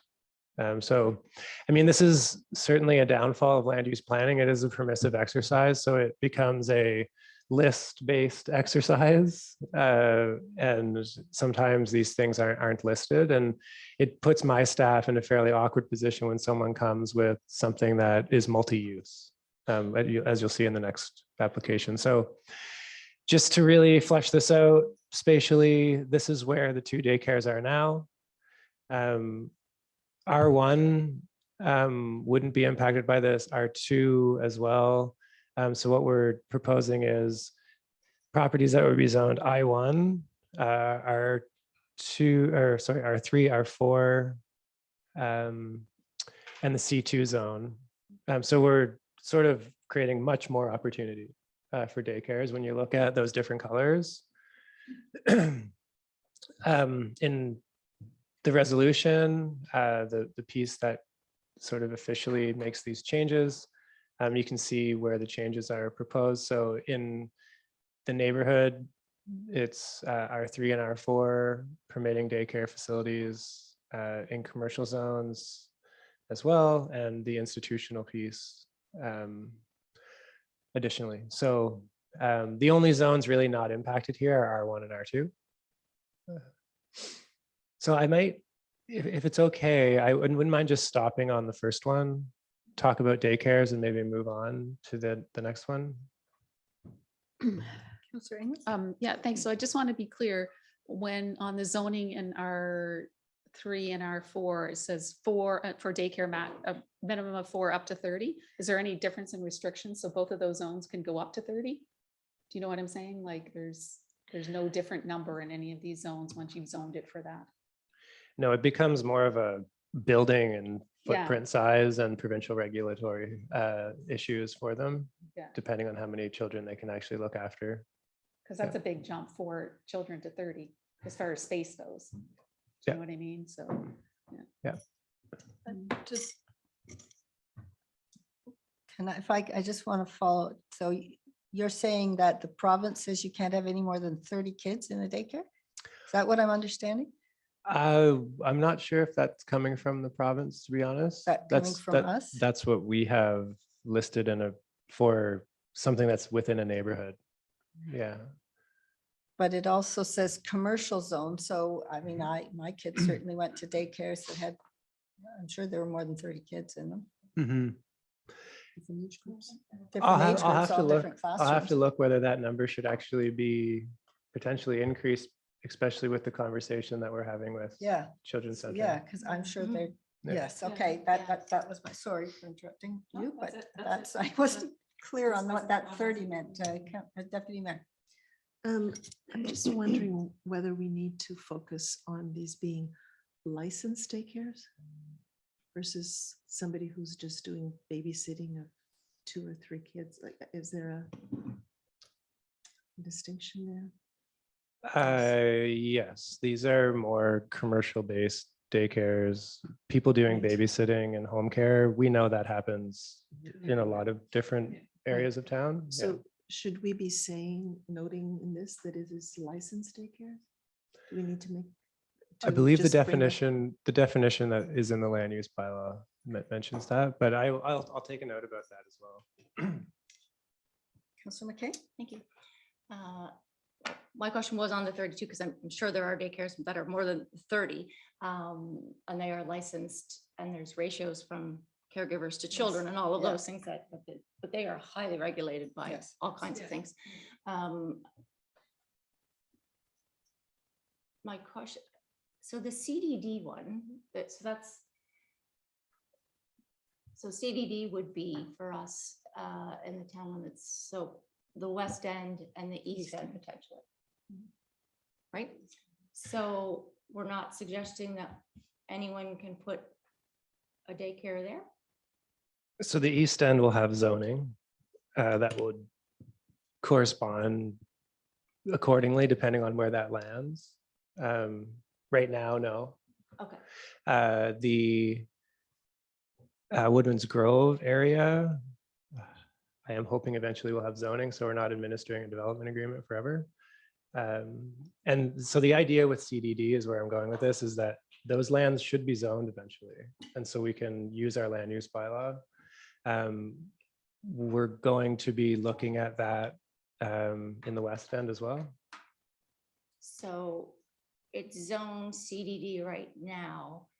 And when it starts to get ID numbers, those ID numbers will be zoned institute or whatever, so that a daycare could be on it? Is that what we're saying? Well, so what happened, each one is different. So there's development agreements, which are their own land use bylaw on those CDD lands that have buildings on them now. Right. Some of those development agreements might already permit daycares as of right or not. The idea is that we won't have all this very site-specific zoning. We can use the land use bylaw. So like exactly what you're trying to make the point of, I think, is so there's equality across different neighborhoods can have a daycare. But yeah, the point is well taken. But the idea is the CDD requires a secondary plan for new things. And the existing ones already have development agreements, which we'd have to go back in and amend the agreements. So we'd have to bring those back to council with amendments if we wanted to do that. Yeah, I just didn't want to lose sight of it because they are the biggest chunks of undeveloped land where these things could potentially happen with lots of people. So I didn't want to lose it if it wasn't in the list, wasn't checked off on the list. For the East End, I think it would be an obvious permitted use. Yeah. Other questions, comments? Deputy Mayor, would you mind reading the motion? Oh, you're not done? Sorry. Yeah. But you're done and thought we were. So the second piece is, this is a little more technical, but I do want to sort of explain this one. So we, with good intention, when we adopted our planning documents, required architectural drawings for anything by site plan or development agreement, which is essentially at the time moving from an era of 20+ years of requiring a development agreement for anything over 2 units. So this was an additional check around looking around at how the site sits within the context, especially for infill projects. The reality of how that is played out is much different. And so there's time, there's cost, there's availability for a developer. There's also concerns from organizations like Engineers Nova Scotia that are certainly capable of doing this. So we're bringing this forward to not sort of get rid of the requirement completely, but we would still be requiring architectural plans prepared by a licensed architect in the areas that you see on the screen in the design guidelines areas.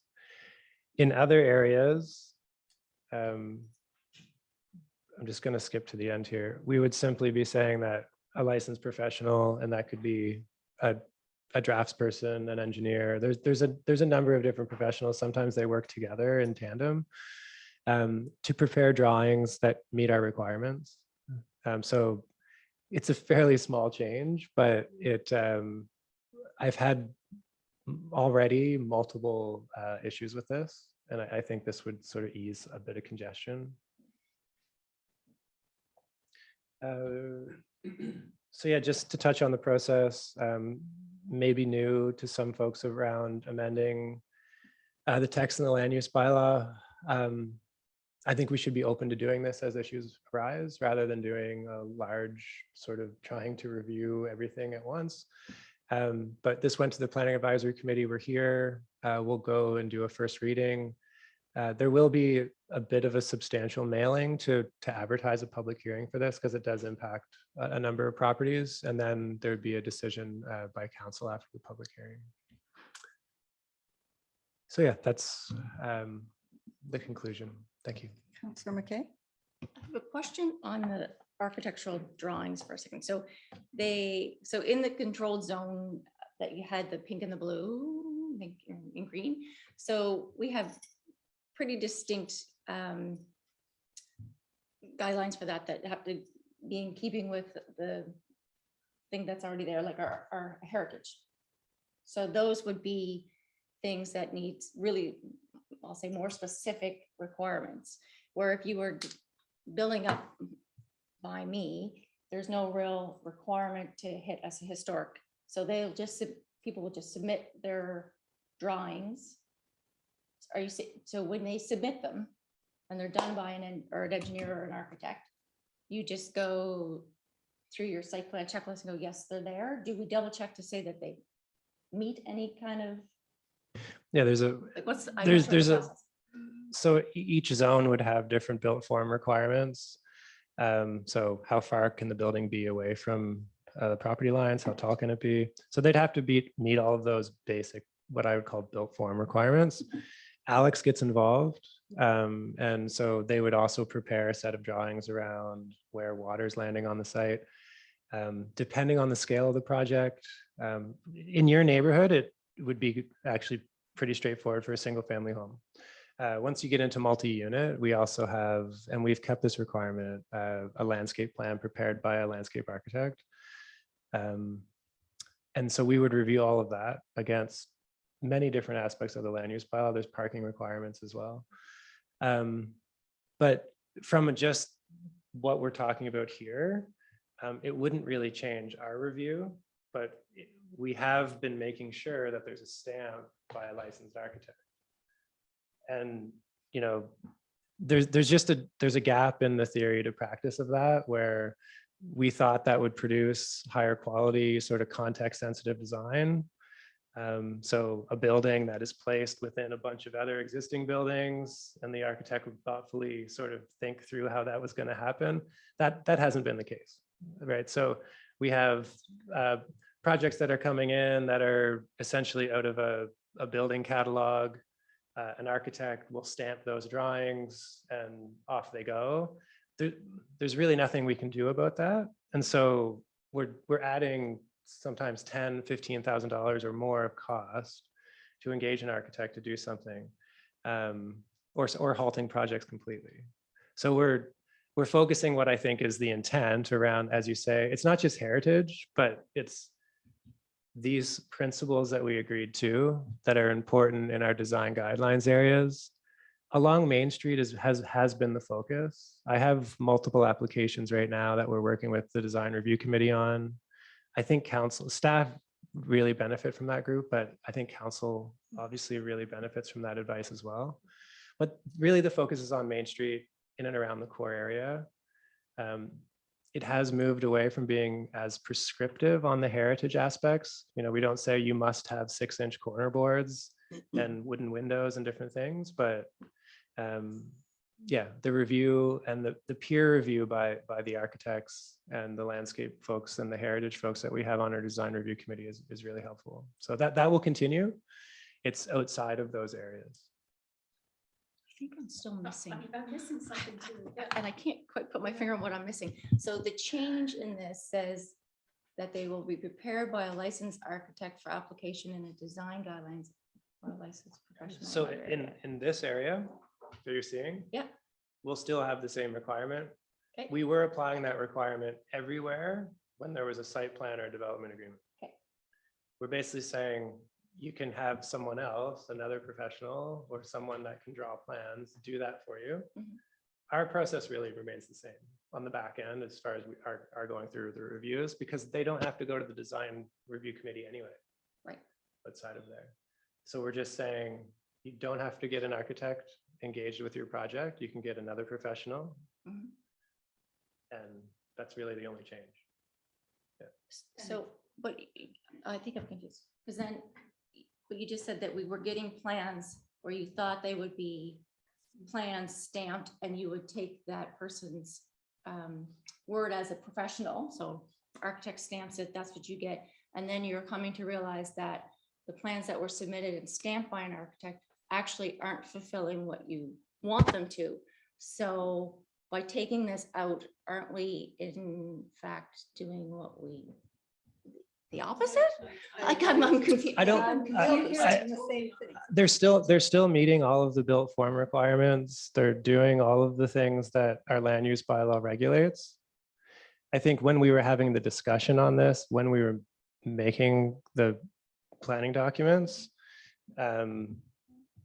the thought was having an architect involved would lead to higher quality design, right? But it hasn't. But it hasn't. It hasn't necessarily done that because there's many different architects out there. There's many different people that are willing to stamp plans. There's also a lot of other professionals that create plans. And so it's become real administrative challenge for us, particularly working with people on asking for this additional cost as part of their project. So yeah, that's why we're bringing this forward. Okay, so I just want to see if I understand. So by taking it out, you're taking the cost away from the developer, but internally, we're still doing the same thing. We're not changing our standards. We're not changing the land use bylaw in any other way other than who can give us the drawing. Okay. And it's not just a cost issue. It's also, there's just not a lot of people to prepare drawings right now. So that, it's a supply chain piece as well. I would say a lot of people engage some type of professional who knows what they're doing. I mean, you've built a house recently. So yeah, there's a lot of different individual Could have an choice. architect. I'm not sure if he knew what he. Yeah. So can I just confirm? Go ahead. I just want to confirm, all we're really doing is saying that you are going to accept stamped documents from more than just architects, Yes. right? Oh, thank you. Because there are other qualified professionals who have stamps that they can put on documents. And all we want is a stamped document from a qualified professional that helps ensure that these are quality plans Mhm. and that then these plans will be subjected to the same rigorous review process that we still have. And I would say that the process isn't as rigorous outside of this areas. We've set up a process that is very rigorous in the areas that you see there. We take it to design review committee. We talk at length about all these things. We don't do that outside of this area. Right. So there is a reason that, and we require the architect to come in and present to the committee. So if I may use our designs were done, we had an architect initially, but they were done by somebody who could do construction drawings. Had we lived in the heritage area, those drawings might have gone to the design review committee and said, you need to have different windows or something. Whatever the design review committee. And that would be done. But the drawings are not done by an architect. They're done by a person who could draw construction drawings. So that's what, so the input to make sure it fits with what we need it to fit with happens at design review committee. And you could be working with an architect or you could be working with somebody who can do construction drawings. That's okay for you. Yeah, it's outside of the design guidelines area where we're Yes. changing it to, as you say, someone else that can prepare drawings that is competent, and it still has to meet all the building code, all of the different requirements we have. It's just who we're accepting drawings from. I know it's really down in the weeds in terms of you guys aren't exposed to this much, but we do need a change to the bylaw to do this. Okay. So it's not just. Still want to see the RFP, but talk about being in the weeds. I just have another question. That's Mike. So Sorry, Councilor Butler. can you take me briefly through the process? If I live outside of that beautiful little colored area and I want to open a daycare in my house. Hearing it, I get it, but it does sort of sound like we only care about this area, the houses in these areas up here. It's sort of like, I can draw plans, but is it safe for 30 children to be in that space? I want to just take me through the process. If I'm living up at the top of Chestnut and I want to turn my house into a daycare. And this isn't just daycare, right? No, the daycare, adding the daycare into this change, that's why I was presenting them separately. That's where I'm Okay. so confused. I thought we Okay. were talking about All right. daycare. Yeah, because someone could have an existing home, and change it into a daycare. Very straightforward process. If they want to build a brand new building, let's just say that someone wants to build a new building outside of that area. They would get someone to prepare their plans. They would come in and ask for a development permit or a site plan approval. We would do our reviews as we always do. Alex would get the plans, I would review the plans, Marcia's reviewing the plans. So they get their broad strokes, you can build this. They then have to do even more detailed drawings that go to James and Mark, and so for a building permit. So it's really the same. It's just who is giving us the plans.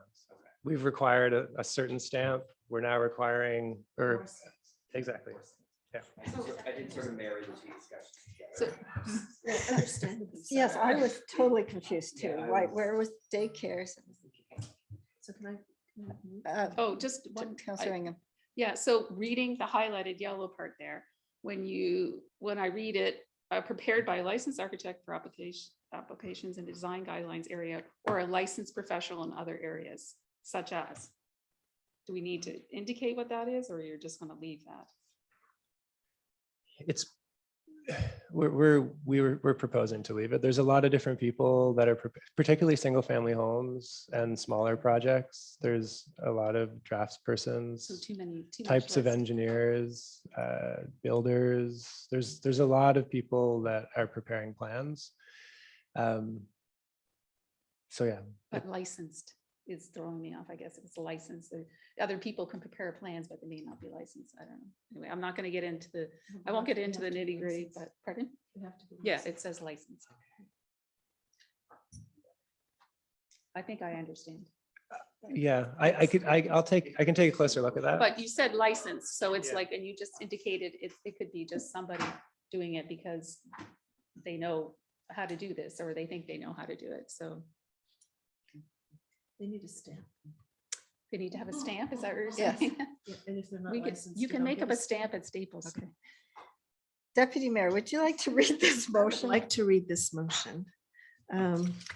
RFD 054-2022, Land Use Bylaw Text Amendments, Daycares and Architectural Drawings. So I move that the Committee of the Whole forward the amendments to the Land Use Bylaw to enable daycares in the I1, I2, and C2 zones as of right, and in the R3 and R4 by site plan approval, and to amend the requirements for architectural plans for site plan approval applications as outlined in the resolution dash attachment 1 to council for first reading. Thank you. And a seconder, please, Councillor McKay. Is there any more discussion? All in favor indicate by saying aye. Aye. Opposed. That is passed. It was, Yes. I was If you so had it as confused. two motions, we would have understood. I felt it should be too, but it was very He's confusing. trying to be very economic. He's trying to save our time. All right, Highland Avenue. I think this It's a good one. simpler. The funny part of that is It does involve. we data. did the same thing at PAC, and I had thought that I explained it so much better, and I was having deja vu there. We were just- You said it was a complex issue to start off with. Yeah, well, it does take sort of understanding or knowing the entire building process, because someone may prepare a set of plans and then an engineer may sign off on one or two aspects of the plans as well. So, yeah. Okay. The next one is a rezoning at 120 Highland Avenue. Again, this is a recommendation from Planning Committee.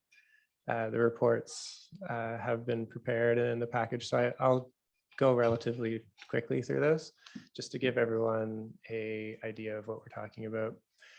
So 120 Highland, I'll show a few pictures of where it's at, but the application is to permit the use of the site as a mosque, a community gathering space, a daycare, which is relevant to the amendments we were just talking about, and a residential rental unit.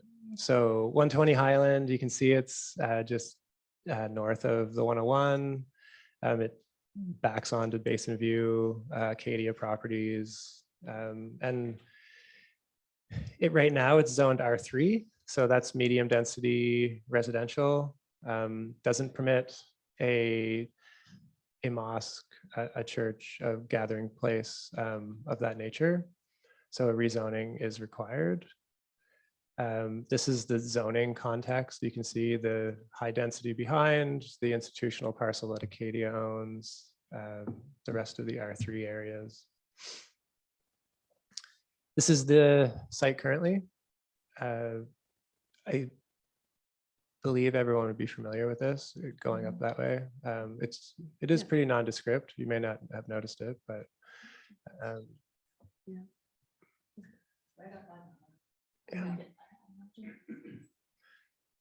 so the proposed changes, these are fairly high level early.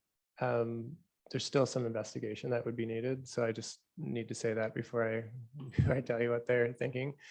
But it is to raise up the dwelling, construct 2,000 square foot basement to use as daycare, increase the main floor from 1,000 to 2,200 square feet. And this would be the mosque and community gathering center, as well as a residential unit. So this is a early concept, including some additional parking. You can, there's the existing house is essentially here. In terms of our municipal planning strategy, so some people here wouldn't have been involved in sort of the development of this, but a lot of the policy in the MPS essentially enables us to go through processes to change things. And so you can, I've highlighted some of them here. So enable different zones within the neighborhood area. So institutional is one of them. Enable rezoning to do that. And that's the process we're going through now. These are just general requirements, permits as of right in the I1 zone. So this is the general intent of the I1 zone that we would be changing to. Just a note on daycares, that we talked about this at length. So they could still do a daycare. We'd just be limiting them to this accessory use. So they don't know how large of a footprint necessarily today that they're going to have for the mosque. So we'd be putting on really tight square footage restrictions in an era of sort of scarcity around daycare spots. I think the amendments that we're bringing forward are easier and apply to the whole town. We did have a public information meeting. There was a number of supporters of the application. We did not have any people speaking against it. There is a letter that I think explains the application quite well in the package as well. So just again, the process, similar to what we were just discussing. There will be a public hearing, so we'd send notification around for that. And this is just the resolution and the motion. Thank you. Right. Why don't we get the motion on the floor first? Okay. I'll read the motion. RFD 055-2022 120 Highland Avenue rezoning application. I move that Committee of the Whole forward to Council for first reading the amendment to the land use bylaw zoning map to change the zoning of 120 Highland Avenue PID 55271563 from R3 medium density residential to I1 institutional general as outlined in the resolution attachment 1. Thank you. And seconded, Councillor Elliott. Any discussion or questions on this item? Councillor McKay. Thank you. I think opening it up, I think a mosque would be wonderful for inclusion in our community, and having more daycare spots would be great. So when we do this change with the other change before it, is then just getting late in the day. It is, yeah, I'm scared now. So it will be as of right in that or site plan. Because it's now going to be institutional, and a daycare and a mosque will be as of right in an institutional. Did I get that right? Let me just make sure. Mosque is already. Is as of right, yes, in institutional. And then a daycare would be as of right. Yes, it would be as of right. So then the space, so it would be as of right, so we could build I'm having trouble visualizing then the space that would be in, it. And I guess the regulations by the province would fit how many kids in that space and all that stuff. So that's out of our. Mhm. But do you need an architect? Yes. I just don't think, yes.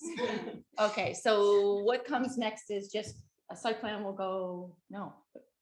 We still get a site plan. We still review changes to grades. We still do potentially a stormwater management plan, access review, building drawings, building code review. Not a stamp. architectural plan.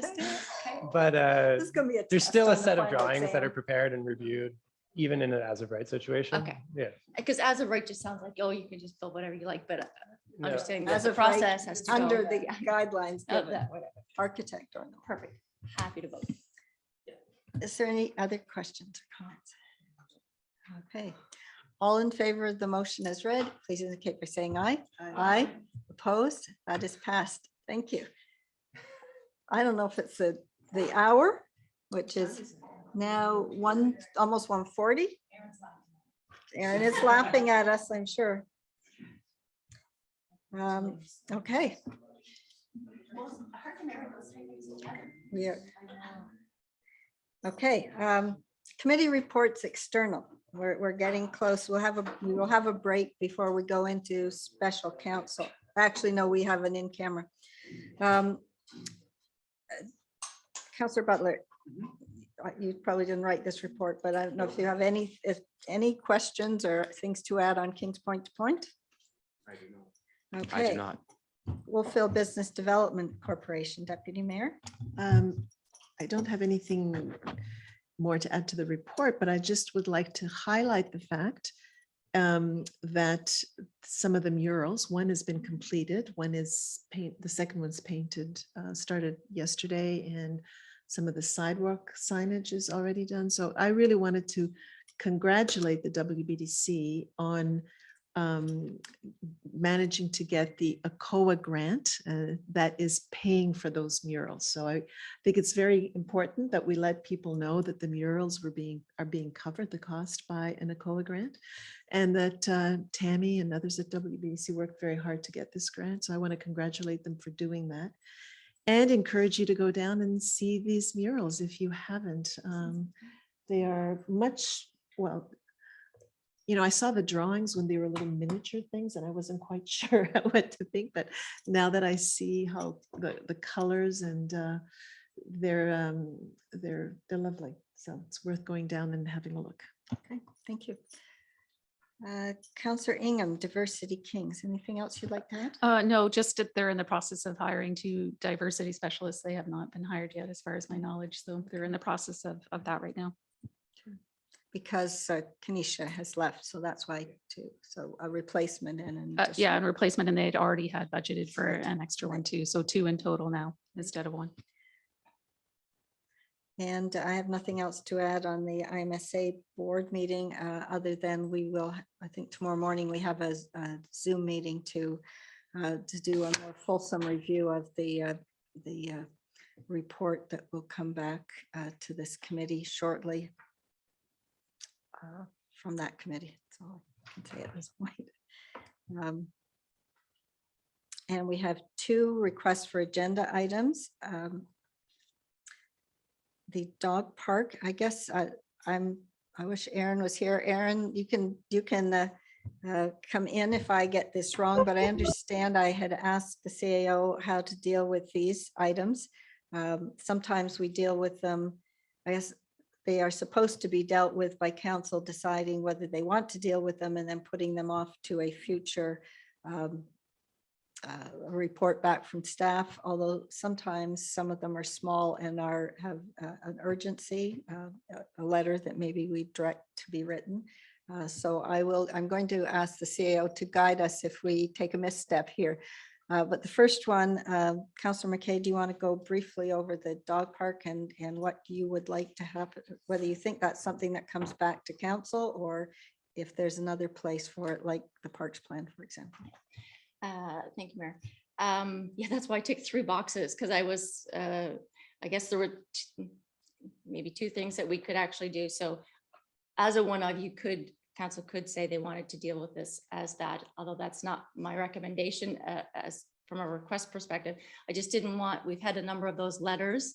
I just didn't want them to keep falling through the cracks because I feel like we didn't have a process to action those in the past. So now that we do, wanted to just have it on there and to give it to the CAO and for further discussion as that parks plan comes back as to something, see how this fits in that discussion process. Director Thomason, can we assume or can we be assured that an issue of dogs in our parks and dog park perhaps will be part of the parks plan? Or do we need some further direction? We can certainly look at the pros and cons associated with the development of a dog park as part of the process, for sure. Is it your feeling, Councillor McKay, that we need some more direction than that? I think if it's part of the package that comes back to us, we can give direction if we want something different. Is that correct? And maybe the CAO is. Your thoughts on that? Yeah, so if the priority is to ensure that spaces for dogs are considered as part of the parks planning process, we can certainly communicate that once a successful proponent is identified. And then in the Kickstart meeting that council has with the consultant, that can be reiterated so that there's clarity given right from the beginning around the expectation. Okay, would that satisfy? That would be you? fine, thank you. Okay, so that we will do. And the second one, I believe, is Councillor Elliott, I believe this is a request for a letter to go from town council. And did you want to speak to this? I don't know if all of council understands what this is about. Yeah, the documentation along with my request was a newspaper piece, which is now dated, but it was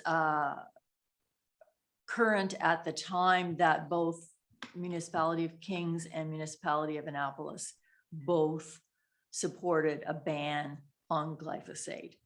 The things have changed as of the end of September. Proponents can't spray, aerial spray, and that makes a difference. I think there were 10 different camps around the rural parts of the province that were people who were so upset they were willing to give up their lives and go and be in a tent so that the spraying wouldn't happen. It's pretty conclusive that glyphosate is a poison.